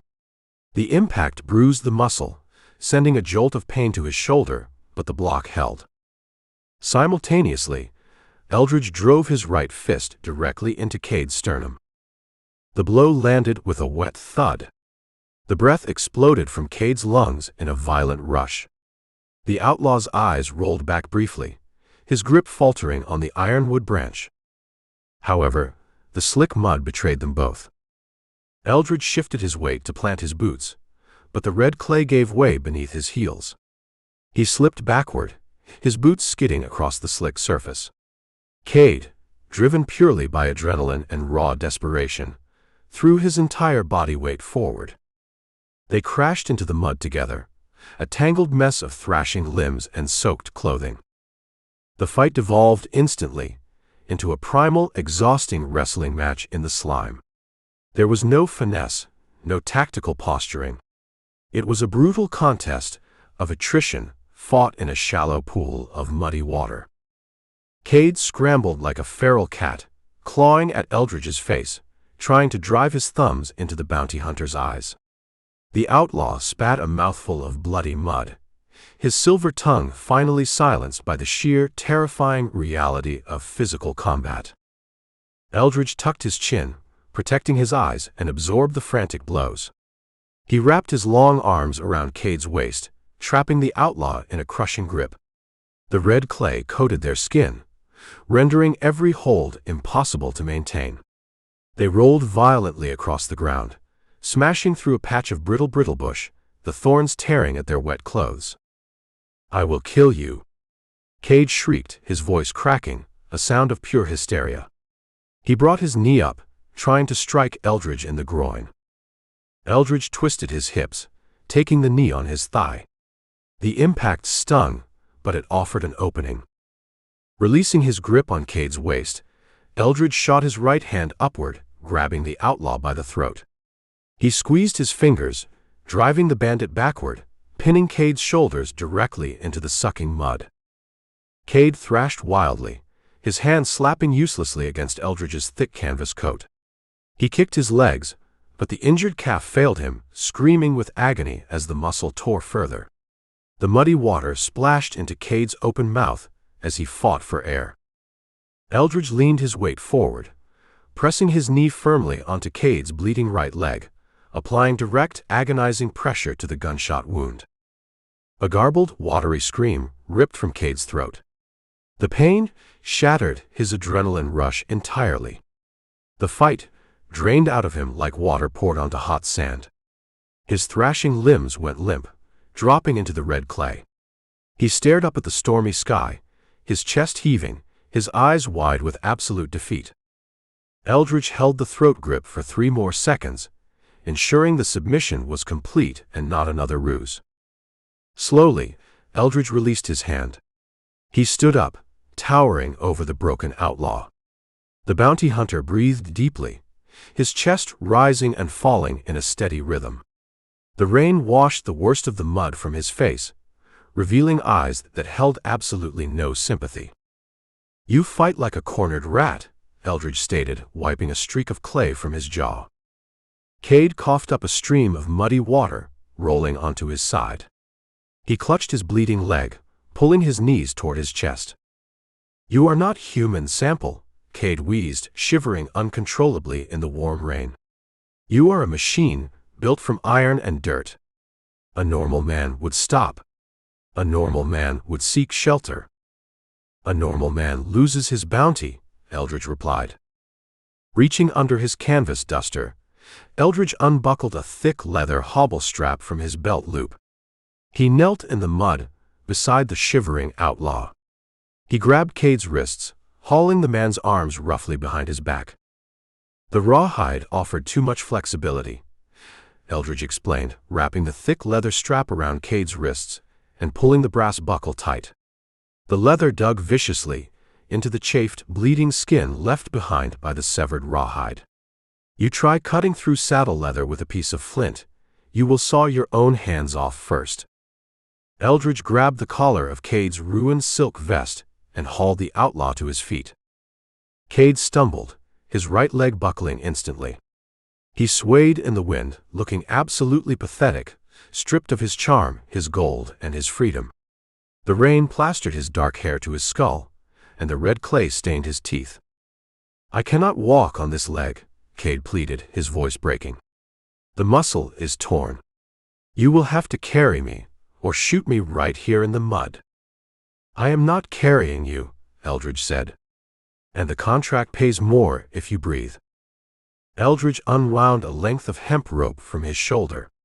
He tied a secure slipknot around Cade's leather-bound wrists, leaving 6 feet of line between them. He wrapped the loose end around his own left hand. "You walk on the good leg," Eldridge commanded, giving the hemp rope a sharp, testing tug. "You drag the bad one. You fall. I drag you by the wrists through the clay until the skin peels off your chest. We have a stage stop to find." Turning his back on the weeping outlaw, Eldridge faced the storm. He began the brutal march through the flooded desert, the rope pulled taut, hauling his broken bounty relentlessly toward the Arizona gallows. Chapter 7. The violent desert storm evaporated as quickly as it had arrived, leaving behind a steaming, sweltering wasteland. Baking under the returning Arizona sun, the flooded red clay rapidly hardened into a brittle, cracked crust. The moisture trapped in the earth hissed upward, turning the air into a suffocating, humid soup that clung to the skin like a wet wool blanket. Heat shimmers danced wildly across the scrubland, distorting the horizon into a wavering liquid mirage. Trudging through the baking mud, Eldridge Sample pulled the taut hemp rope. He dragged Gideon Cade toward a solitary, dilapidated structure, rotting in the middle of the desolation. The way station at Alkali Wells resembled a forgotten tomb built from crumbling sun-baked adobe. A sagging corral constructed of bleached cottonwood branches sat out back, holding a pair of miserable, sway-backed roans. A weathered wooden sign hung from a single rusted nail above the front entrance, the painted lettering long since scoured away by blowing grit. Eldridge and his captive looked like statues molded from the earth itself. The red clay had dried onto their clothing, turning denim and canvas into rigid, flaking armor. Kicking the warped front door open, Eldridge dragged the outlaw inside. The interior offered shade, but the trapped air proved intensely foul. The room smelled of rancid bacon grease, stale sweat, and cheap sour whiskey. A cloud of fat, lazy flies buzzed incessantly in the gloom, congregating around a sticky puddle of spilled liquor on the uneven floorboards. Behind a scarred timber counter, a station master wiped a filthy rag across a glass tumbler. The man looked perfectly suited to his environment. Greasy, thinning hair plastered his skull, and a stained canvas apron stretched over a protruding belly. He stopped wiping the glass, his pale, watery eyes darting between the tall man holding the rope and the battered, mud-caked prisoner stumbling behind him. "We require 2 horses from your pen," Eldridge stated, his voice a dry, rasping scrape after hours in the sun. He hauled Cade across the room, shoving the outlaw into a rickety wooden chair near a support pillar. "Saddled. Plus a sack of dry provisions and 2 canteens of clean water." The station master set the glass down, wiping his damp hands on his apron. "I run a stage stop, mister. I ain't running a livery. Those animals belong to the line." Reaching into his canvas duster, Eldridge retrieved a leather pouch. He untied the drawstring, extracted a single gleaming gold eagle, and tossed the coin onto the timber counter. The metal clinked sharply, a sound that immediately drew the station master's absolute attention. "The line loses horses to rattlesnakes and broken legs every season," Eldridge said, leaning against the wood. "You report 2 fatalities to the regional manager. The gold replaces your trouble." Staring at the coin, the greasy man ran a tongue over his cracked lips. A month's wages sat right there on the scarred wood. He snatched the gold eagle, sliding it seamlessly into his apron pocket. "Name is Rule," the station master grunted, suddenly accommodating. "You want the roans, you saddle them yourself. The tack hangs in the lean-to out back. I'll fetch some jerky and hardtack from the cellar." "Pour a cup of black coffee first," Eldridge ordered. Stepping away from the counter, Eldridge pulled a fresh length of rawhide from his belt. He wrapped the strapping around Cade's chest, lashing the outlaw securely to the thick wooden support pillar. He tied the knots with tight, unyielding precision, ensuring the bandit could barely shift his weight in the chair. "You plan on leaving me tied like a dog while you inspect the livestock?" Cade croaked, his voice cracking. The dried clay flaked off his face as he spoke, revealing a fresh patchwork of purple bruises from their fight in the mud. "I need a drink, Sample. My throat feels like a stovepipe." "You drink when we ride," Eldridge replied, turning toward the back door leading to the corral. Pushing through the rear exit, Eldridge stepped out into the blazing sunlight to secure their transportation. The batwing door swung shut, plunging the cantina back into stifling, fly-buzzed quiet. Cade slumped against the support pillar, the rawhide biting into his ribs. He watched Rule fill a tin cup from an enamel pot sitting on a small iron stove. The outlaw's mind, battered but far from broken, began to spin its desperate familiar webs. He calculated the odds. A locked room, a solitary stranger, and a bounty hunter distracted by saddles. "Rule, is it?" Cade whispered, pitching his voice to carry just past the buzzing flies. The station master paused, glancing nervously at the back door before looking at the bound man. "Keep your mouth shut, rustler. I don't want any trouble with federal riders." "He isn't a federal rider," Cade rasped, offering a weak, conspiratorial smile. "He is a bounty man. A drifter, holding a piece of paper. And he just bought your best horses for a single gold coin.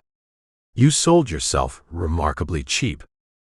"A gold eagle buys a lot of whiskey," Rule muttered, setting the tin cup of coffee on a tray.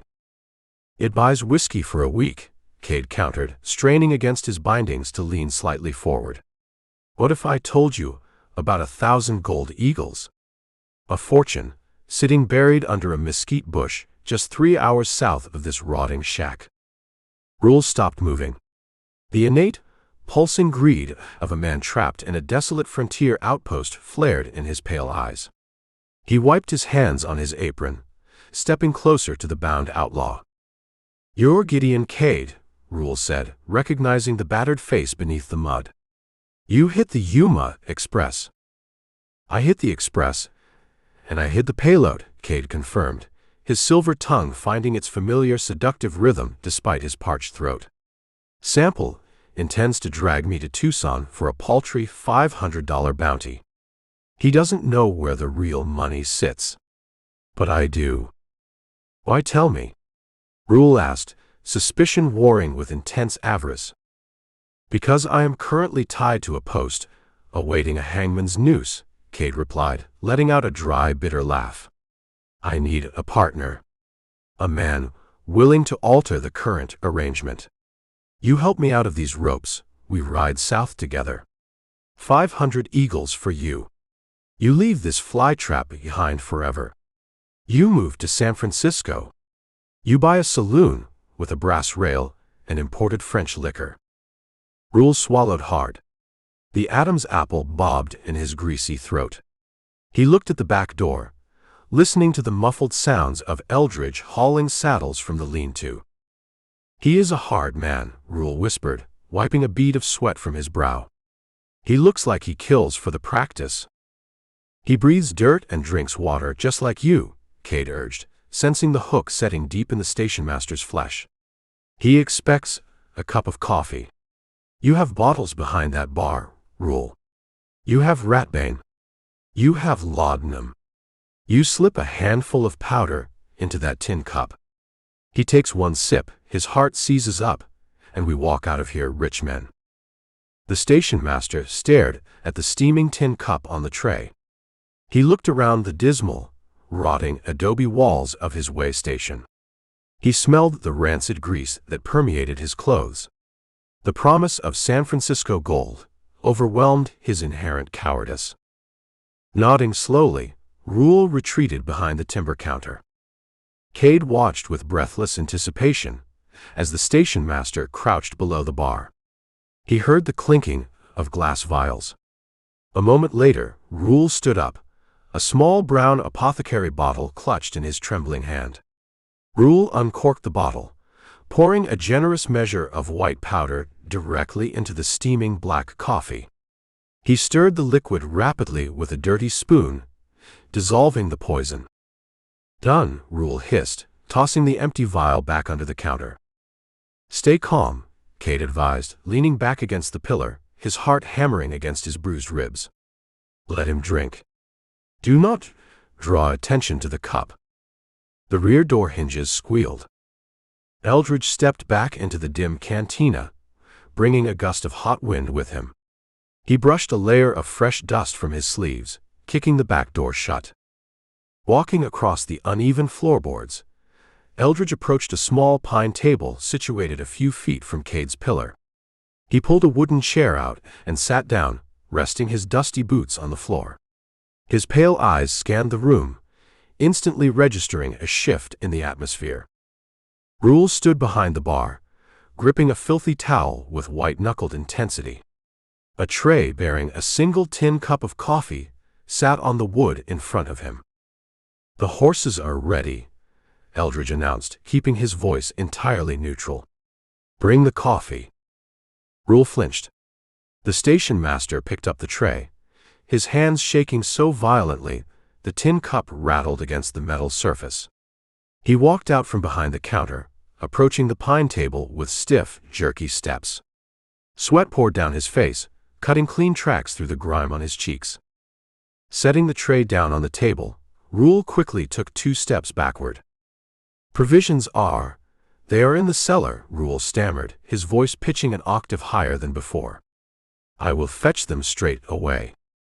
Eldridge did not look at the coffee. He looked at the station master. You appear overheated, Rule, Eldridge observed, leaning back in his chair. It is a hot day, mister, Rule replied, wiping his wet face with his apron. He avoided Eldridge's gaze entirely, staring intently at a knot in the floorboards. The adobe traps the air. Eldridge shifted his gaze to the bound outlaw. Cade sat perfectly still, his breathing shallow, his face completely devoid of its usual arrogant smirk. The bandit looked entirely too innocent. Reaching out, Eldridge picked up the tin cup by the handle. He brought it close to his chest, letting the steam curl into the air. A hot day indeed, Eldridge mused. He looked back at Rule. You poured a single cup. You only paid for one, Rule squeaked, taking another step back toward the bar. I prefer not to drink alone, Eldridge said. He slid the tin cup across the pine table, pushing it toward the edge nearest the station master. Drink it, Rule. The color drained completely from the greasy man's face, leaving him looking like a bloated corpse. I don't drink coffee after noon. It upsets my stomach. Drink the coffee, Eldridge repeated. The polite conversational tone vanished, replaced by cold, ringing steel. Rule panicked. The fragile facade of the conspirator shattered entirely. Realizing the deception was exposed, the station master's survival instinct kicked in, overriding his greed. He lunged backward, diving behind the thick timber of the bar, screaming a string of panicked curses. His hands clawed desperately at a shelf hidden beneath the counter, seeking a sawed-off shotgun kept for fending off drunken drovers. Eldridge did not stand up. He did not flip the table. Slipping his right hand beneath the pine surface, Eldridge drew the Colt Peacemaker from his hip. He aimed through the thin wood of the table, tracking the sound of the scrambling station master. He pulled the trigger. The deafening roar of the gunshot filled the small adobe room, blowing a jagged hole straight through the center of the pine table. The .45 caliber slug tore through the wood, traversed the short gap to the bar, and punched through the thin decorative siding of the counter. A sharp, wet grunt echoed from behind the wood. The frantic scrambling ceased immediately. The heavy thud of a body collapsing onto the floorboards signaled the end of the brief, violent conflict. Smoke drifted up through the splintered hole in the table, mingling with the buzzing flies. Eldridge sat perfectly still for a moment, listening for any further movement. Hearing nothing but the dripping of spilled pulque, he calmly holstered his revolver. He stood up, walking around the bar to inspect the damage. Rule lay dead on his back, a gaping hole in his chest, his fingers still wrapped around the stock of a rusted shotgun he never managed to level. Walking back to the support pillar, Eldridge drew his Bowie knife. Cade stared at the bounty hunter, sheer terror returning to his eyes. The outlaw realized his silver tongue had just orchestrated another man's death, and the trick had failed entirely to secure his freedom. I didn't say a word to him, Sample, Cade babbled, shrinking away from the approaching blade. The man was crazy. He acted on his own. Eldridge ignored the frantic lies. He slid the sharp steel behind the rawhide binding Cade's chest and slashed upward, severing the straps. Grabbing the outlaw by the collar of his ruined silk vest, Eldridge hauled him out of the chair. He dragged the stumbling captive across the cantina, marching him past the dead station master and toward the rear exit. Your mouth bleeds a lot of trouble, Cade, Eldridge said, shoving the man out the back door and into the blazing sunlight. The next man you try to recruit, I will cut your tongue out and feed it to the coyotes. Hauling the captive toward the freshly saddled roans waiting in the corral, Eldridge prepared to ride back into the unforgiving heat, leaving the rotting way station and its dead proprietor to the flies. Chapter 8. The dilapidated adobe way station disappeared behind a low ridge of scrub oak, leaving them entirely to the mercy of the deep Arizona basin. The heat no longer felt like weather, it felt like a physical assault. The sun baked the moisture from the brittle greasewood bushes, filling the stagnant air with the sharp, medicinal scent of crushed resin. Underfoot, the trail consisted of loose, shifting sand that radiated the morning's heat straight back up against the bellies of the horses. Every step kicked up a fine, choking yellow dust that coated their lips and stung their eyes.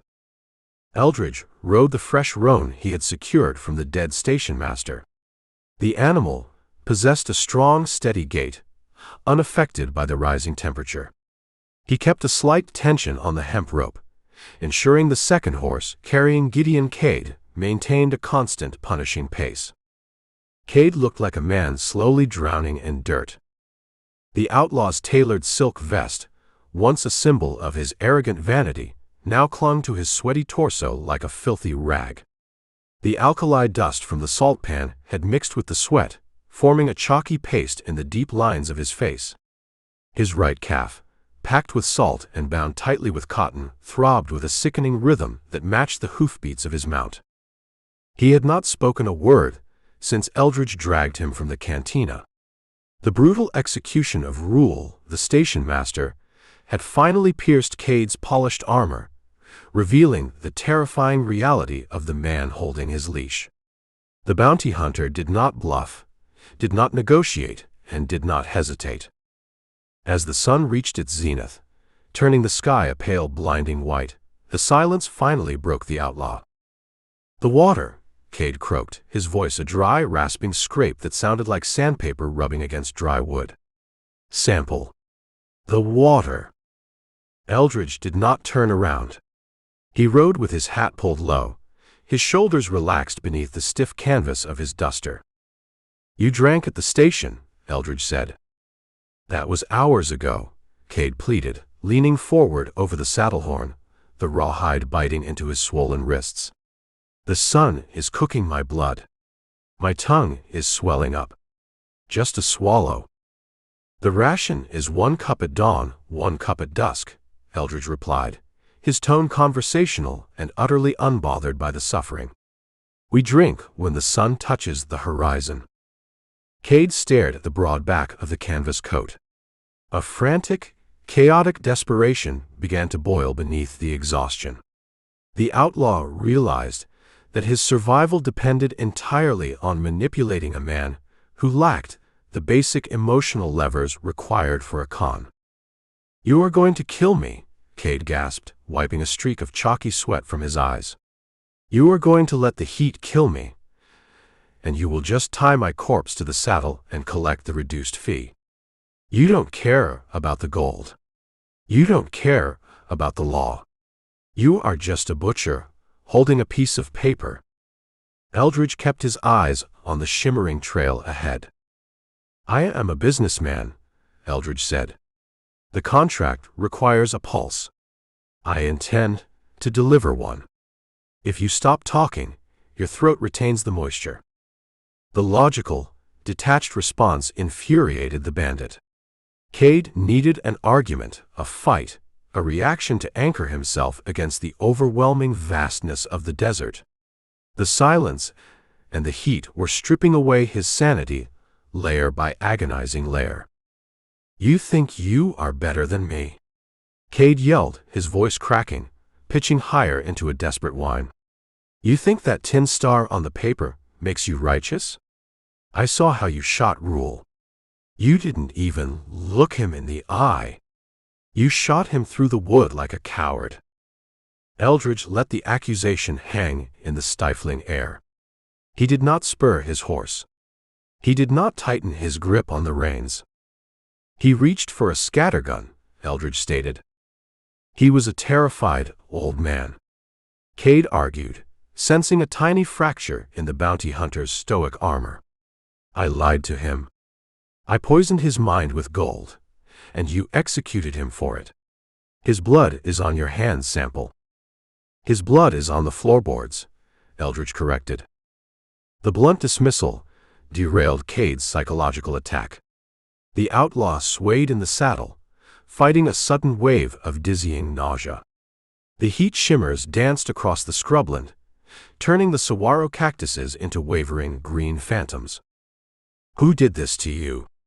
Cade whispered, the frantic energy leaving him, replaced by a profound, hollow exhaustion. Eldridge did not answer.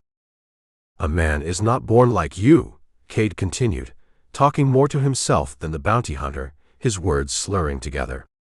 "A man is not born with ice in his veins. The frontier breaks people. It breaks them, or it turns them into stone. Who took your money, Sample? Who killed your wife? Who turned you into a machine that hunts men for a fistful of coins?" The rhythmic clopping of the hooves provided the only response. You are hollow, Cade rasped, a bitter coughing laugh escaping his cracked lips. I rob stagecoaches because I love the thrill. I love the gold, the whiskey, and the women. I have a reason to ride. You have nothing. You are just a gun wearing a hat. Eldridge reached down, unhooking the tin canteen from his saddle rigging. The sound of the sloshing water instantly silenced the outlaw. Cade stared at the metal vessel, his eyes wide and desperate, his mouth dropping open. He licked his lips, waiting for the bounty hunter to pass the canteen backward. Eldridge pulled the cork stopper with his teeth. He tipped his head back, lifting the canteen.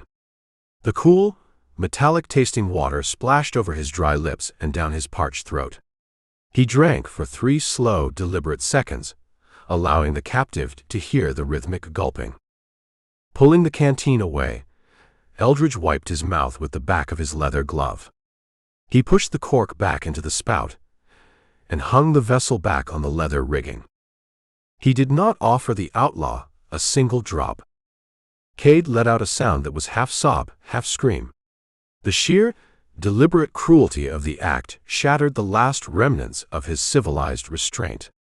The silver-tongued rogue vanished completely, replaced by a feral, cornered animal.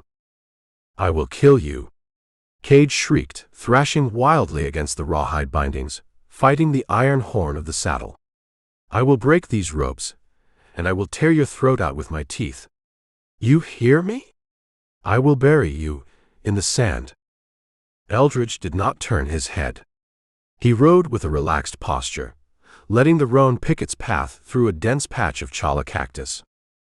The heat beat down upon the desert, a physical weight pressing against their shoulders. The sun offered no mercy, and the man leading the horse offered even less. You scream, you sweat, Eldridge said softly to the desert air. Cade continued to thrash, cursing the bounty hunter, the desert, and the sun itself. He fought the bindings until his wrists bled anew, the warm blood mixing with the dust and drying into a dark, sticky crust against the rawhide. He fought until the sheer physical exhaustion and the suffocating heat finally overwhelmed his rage. His shrieks devolved into ragged, dry coughing. His chin dropped to his chest. He stopped fighting the sway of the horse, allowing his body to slump forward like a sack of wet grain. Eldridge felt the tension leave the hemp lead rope. He glanced over his shoulder. The outlaw hung precariously in the saddle, his eyes closed, his breathing shallow and rapid. The feverish red flush on his skin had turned to a dangerous, sickly pallor. The heat stroke was setting in, exactly as Eldridge had calculated. A broken man does not plan an escape. A broken man only plans his next breath. Eldridge turned his attention back to the trail. The shadows cast by the scrub oak began to lengthen, stretching like dark fingers across the yellow sand. The punishing heat of the afternoon slowly began to break, signaling the approach of dusk. They would ride another 5 miles before making camp. They would build a small, smokeless fire, and Eldridge would offer the captive exactly 1 cup of tepid water. The desert demanded a strict, uncompromising discipline, and Eldridge Sample possessed an endless supply. Chapter 9. The transition from daytime inferno to midnight freeze arrived with brutal efficiency. Once the sun slipped beneath the jagged western ridges, the heat radiating from the Sonora scrubland vanished into the cloudless sky. A biting wind swept down from the high mesas, cutting across the flatlands and slicing through damp clothing. The desert, utterly silent during the baking afternoon, came alive with the scuttling of scorpions and the distant yipping chorus of coyote packs hunting in the dark. Eldridge Sample selected a shallow depression ringed by brittle creosote bushes for their final camp. The basin offered a modest windbreak. Dismounting, he moved through his evening routine with economical precision. He stripped the saddles from the horses, rubbed the animals down with a dry patch of canvas, and hobbled their front legs to prevent them wandering into the mesquite thorns. Gathering a pile of dried ironwood and brittlebush, he coaxed a small smokeless fire to life against a flat stone. Gideon Cade sat exactly where Eldridge had dropped him. The outlaw leaned his back against a crumbling earthen berm, shivering violently. His silk vest offered no protection against the plunging temperature. The rawhide hobble straps secured his wrists tightly behind his back, forcing his shoulders into a permanent agonizing stretch. His injured right calf, packed with salt and wrapped in dirty cotton, throbbed with a sickening rhythm that matched his racing heartbeat. Eldridge knelt by the fire, setting a tin pot of water directly onto the glowing coals. "The wind is cutting me to the bone, Sample," Cade said. His voice lacked the frantic pitch of the previous days. It sounded hollow, scraped raw by dust and thirst. Eldridge pulled a dark wool blanket from his gear. He walked over to the berm and draped the thick fabric over the outlaw's trembling shoulders. "You hang me tomorrow," Cade said, staring at the flames. "The sheriff in town handles the rope," Eldridge replied, returning to the fire to tend the coffee. "I just collect the voucher. It makes no difference who pulls the lever." Cade pulled his knees toward his chest, trying to trap the meager heat beneath the blanket. "A man swinging from a crossbeam dies all the same. You ever watch a hanging?" Eldridge measured a handful of coffee grounds into the boiling water. "A few." "They tell you the neck snaps," Cade murmured, his eyes locking onto the glowing orange embers. "They tell you it happens fast. A clean break, and the lights go out. But I saw a man hang in Nogales 2 years ago. The drop was too short. He danced on the end of that rope for 10 minutes. Strangled to death while the whole town watched him wet himself." The coffee boiled over, hissing violently against the hot stones. Eldridge pulled the tin pot from the flames, using a folded leather glove. "You robbed stagecoaches," Eldridge said. "I stole gold from men who had too much of it," Cade countered. "You shot a shotgun messenger outside Yuma."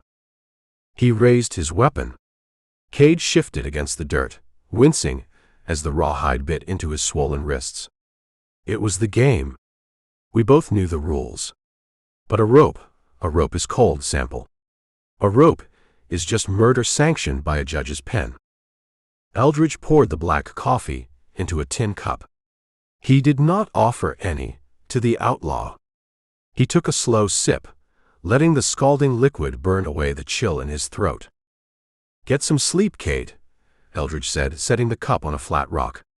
"The sun comes up early." "I am not sleeping." Eldridge did not argue. He walked to his saddle, pulled his canvas duster tight around his neck, and reclined against the worn leather. He tipped his hat low over his eyes, resting his right hand casually across his stomach, mere inches from the staghorn grip of his Colt Peacemaker. Within 20 minutes, the bounty hunter's breathing slowed into a steady, rhythmic cadence. Cade remained wide awake. The cold seeped through the wool blanket, settling deep into his joints. The pain in his leg felt like a rusted spike driven through his muscle. But a different kind of fire burned inside his chest, the pure, unadulterated terror of the gallows. He pictured the rough hemp scratching against his neck. He imagined the sickening lurch of the trapdoor giving way beneath his boots. He refused to die for the entertainment of a dusty Arizona settlement. Cade waited another full hour. He watched the stars track across the black sky. He listened to the wind whistling through the creosote bushes. The fire burned down from leaping flames to a bed of fiercely glowing red coals. Eldridge did not stir.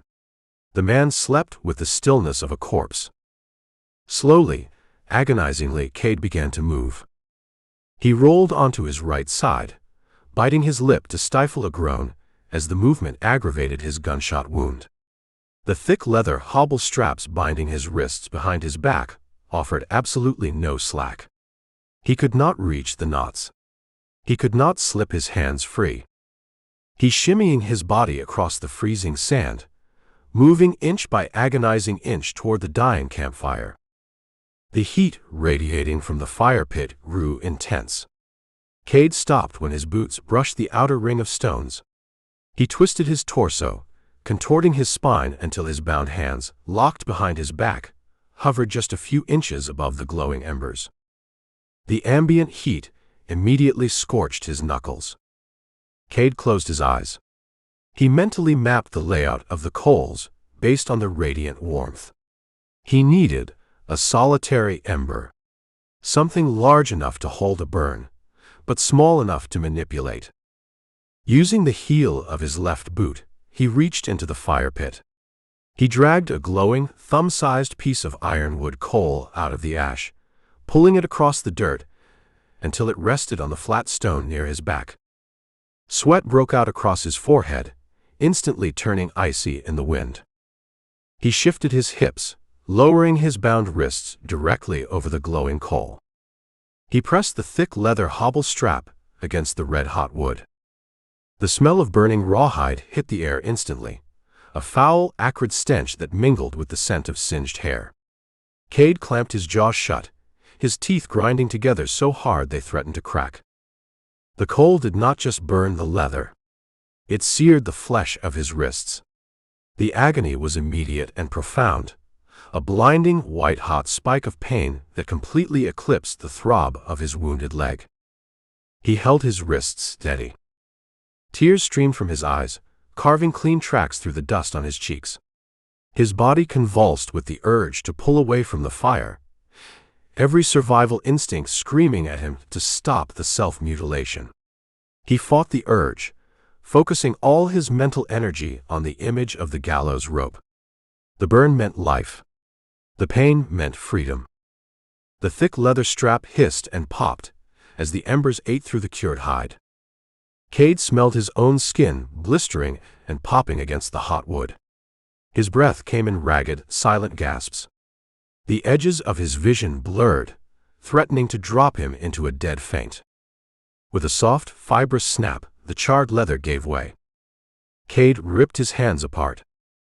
He rolled away from the fire, burying his smoking, blistered wrists in the freezing sand to extinguish the burn. He lay on his side in the dirt, his chest heaving, his body shaking uncontrollably from the trauma. The raw, burned flesh throbbed with a sickening intensity, but his hands were free. He stayed motionless for a long time, watching Eldridge. The bounty hunter had not moved. The steady breathing continued beneath the canvas coat. The smell of the burning leather had blown downwind, carrying the stench away from the sleeping man. Cade pulled his hands from the sand. His wrists felt swollen and raw, the skin angry and weeping, but his fingers worked. He needed a weapon. His eyes scanned the gloom. The Colt Peacemaker lay holstered at Eldridge's hip, entirely out of reach. His own ivory-handled revolver sat secured in Eldridge's saddlebags. Cade's gaze fell upon the ring of stones circling the fire pit. He crept forward on his hands and knees. The freezing sand numbed the skin of his palms. He reached out and wrapped his fingers around a jagged, oblong piece of river rock, roughly the size of a cantaloupe. The stone felt dense and substantial, carrying enough weight to crush a man's skull with a single dedicated strike. Gripping the rock with both hands, Cade rose to a crouch. He favored his uninjured leg, balancing his weight carefully to avoid scuffing his boots against the gravel. He loomed over the sleeping bounty hunter.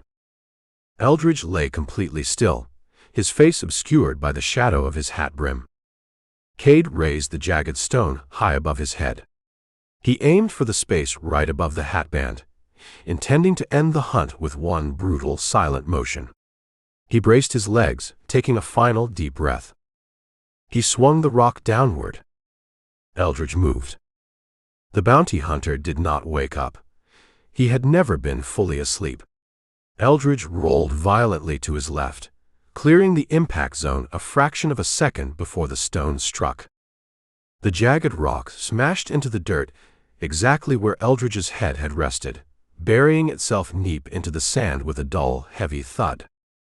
Before Cade could recover his balance from the missed swing, Eldridge surged upward from the dust. He did not bother drawing the Colt. He launched his entire body at the outlaw. Eldridge tackled Cade around the waist, driving his shoulder hard into the bandit's ribs. They crashed into the creosote bushes, a tangled, thrashing mass of limbs and canvas. Cade fought with the frantic, feral energy of a doomed man. He dropped the rock and clawed blindly at Eldridge's face with his burned, blistered hands, seeking the eyes. Eldridge tucked his chin to protect his throat. He absorbed a glancing blow to his cheekbone, tasting copper as a ring caught his skin. He drove his right fist into Cade's injured calf. Cade shrieked, the pain shattering his focus. His grip loosened on Eldridge's collar. Taking the opening, Eldridge wrenched his right arm free and drew the staghorn bowie knife from his belt. The long steel blade caught the faint red glow of the dying fire. Cade saw the steel. Panic overwhelmed his rage. He scrambled backward, kicking wildly at the dirt, trying to put space between his chest and the razor edge. He shoved himself upright, favoring his good leg, and lunged toward the open desert. Eldridge did not pursue on foot. He dropped the knife, his right hand dropping to the leather holster on his hip. He drew the peacemaker, cocked the hammer, and fired from a crouch in a single fluid blur of motion. The gunshot ripped through the silent desert night, a deafening crack that echoed off the distant mesas. The muzzle flash painted the creosote bushes in a stark, glaring orange light. Cade spun violently, crying out as the .45 caliber slug caught him high in the left shoulder. The kinetic shock knocked him off his feet, sending him crashing backward into the freezing sand. He rolled twice before coming to a complete stop, clutching his bleeding shoulder, his breath hitching in ragged sobs. Eldridge stood up. He walked slowly over to the downed outlaw, the smoking revolver still leveled.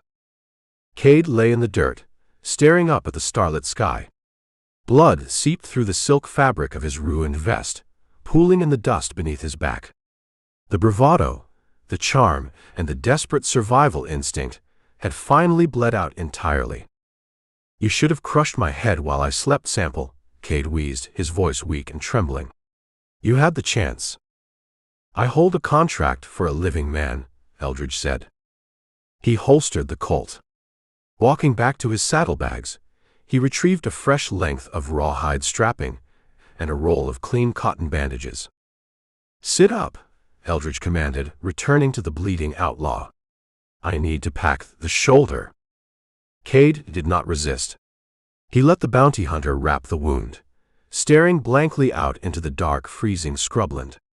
The gallows town waited just beyond the horizon, and Cade finally understood he possessed no tricks left to delay the trip. Chapter 10. Civilization announced itself first through sound. Long before the adobe rooftops broke the shimmering horizon, the rhythmic, metallic thwack of a steel hammer striking an iron nail drifted across the scrubland. The noise carried on the dry morning breeze, a sharp, artificial cadence interrupting the ancient quiet of the desert. Eldridge Sample rode toward the noise. He sat loose in the saddle, letting the bay gelding set the pace. His canvas duster hung coated in a fine layer of white alkali dust, the fabric stiff with dried sweat and river mud. A profound, bone-deep ache settled into his joints, the cumulative toll of endless miles, brutal heat, and raw violence. He kept his pale eyes focused straight ahead, tracking the rising dust of the settlement. Trailing at the end of a taut hemp rope, Gideon Cade rode like a corpse poorly lashed to a saddle. The outlaw lacked any remaining trace of the charming rogue who had dealt cards in the border cantina. His tailored silk vest hung in bloody, scorched tatters. The raw, blistered skin on his wrists wept sluggishly against the thick leather hobbles. An improvised bandage of dirty cotton wrapped his left shoulder, stained a deep oxidized brown. He swayed precariously with every step of the roan, keeping his chin tucked against his chest, his unwashed hair hanging like a curtain over his bruised face. The buildings of San Carlos slowly materialized from the heat distortion. It was a sun-bleached, miserable collection of structures clinging to the edge of a dry riverbed. Faded wooden boardwalks flanked a wide dirt thoroughfare. Saloons, a mercantile, and a livery stable huddled together, their false fronts warped by decades of punishing summers. The air here tasted different. It smelled of stale beer, wood smoke, fresh horse manure, and curing leather. Eldridge guided the bay, past the first row of weathered shacks. The hammer strikes grew louder, echoing sharply between the storefronts. Approaching the main intersection of the town, the source of the noise revealed itself. A crew of 4 carpenters worked in the dusty plaza. They were assembling a raised wooden platform. Freshly milled pine boards glowed a bright, startling blonde against the drab brown of the adobe walls. The wood smelled sharp and resinous, a scent of the high timber completely foreign to the desert basin. 2 stout vertical posts rose from the planks, supporting a thick crossbeam. A coiled length of hemp rope rested on a nearby barrel, waiting for the final installation. The structure cast a long, stark black shadow across the baked dirt. Cade lifted his head. The outlaw's bloodshot eyes locked onto the fresh pine. The rhythmic striking of the hammers seemed to jolt his failing nervous system, sending a violent tremor through his battered frame. He stared at the crossbeam, his cracked lips parting, drawing a jagged, hitching breath. The silver tongue remained silent.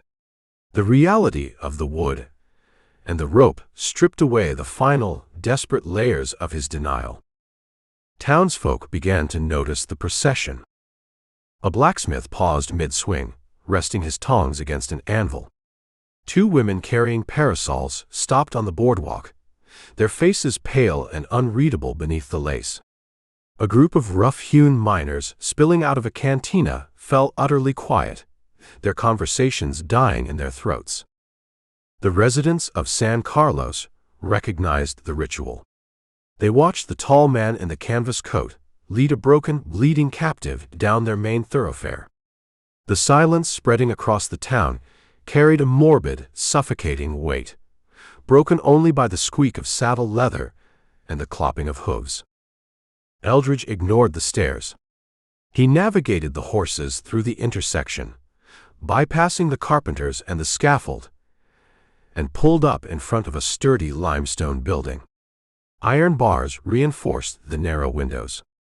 A faded wooden sign hung above the door, bearing a painted tin star.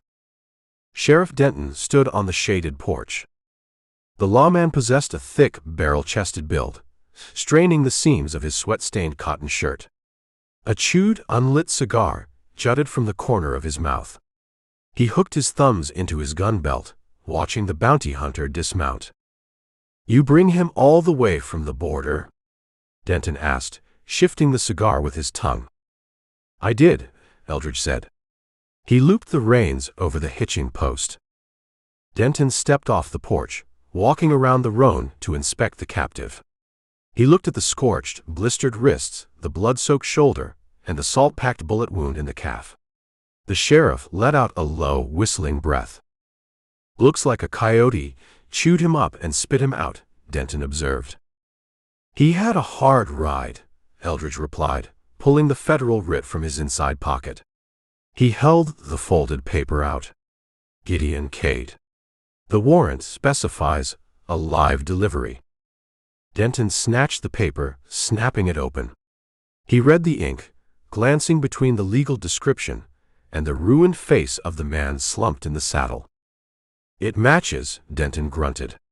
He looked up at Eldridge. "You put him through hell, mister." "He bought his own ticket," Eldridge said. Walking to the roan, Eldridge reached up and grabbed the outlaw by the belt. He hauled Cade out of the saddle. The bandit hit the dusty street and immediately collapsed, his legs refusing to support his weight.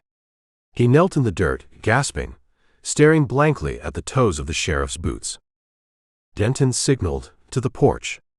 A young, nervous deputy hustled down the steps, grabbing Cade by the good arm and hauling him roughly upright. "Get him inside," Denton ordered. "Put him in the back cell. Call the doc over to look at that shoulder. The judge rides in on the stagecoach tomorrow, and I don't want the prisoner dying of blood rot before the trial." The deputy dragged the limping, silent outlaw toward the jailhouse door. As they reached the wooden steps, Cade stopped. He dug his boots into the dirt, fighting the deputy's grip. The outlaw turned his head, looking back over his shoulder at the tall bounty hunter standing in the sun. The rogue's charm flared one final time, a dying ember in a cold hearth.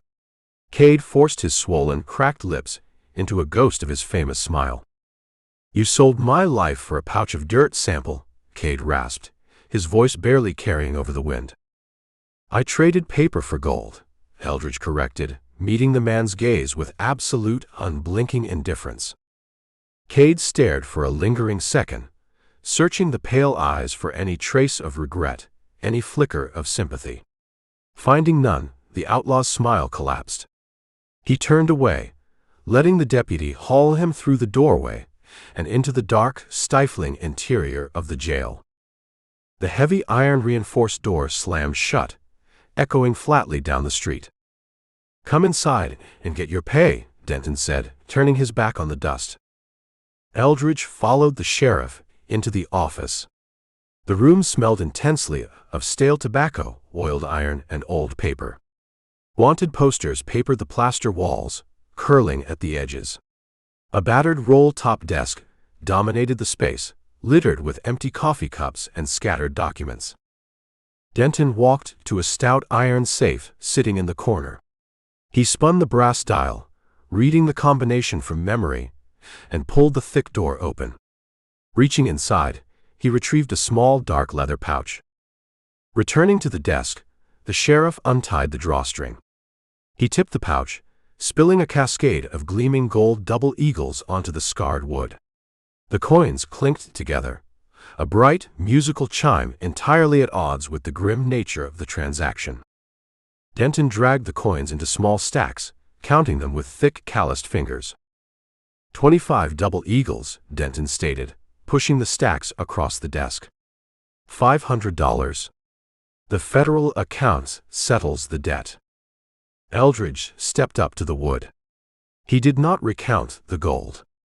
He scooped the coins into his palm, feeling the cold, substantial weight of the minted metal, and dropped them into the leather pouch hanging from his own belt.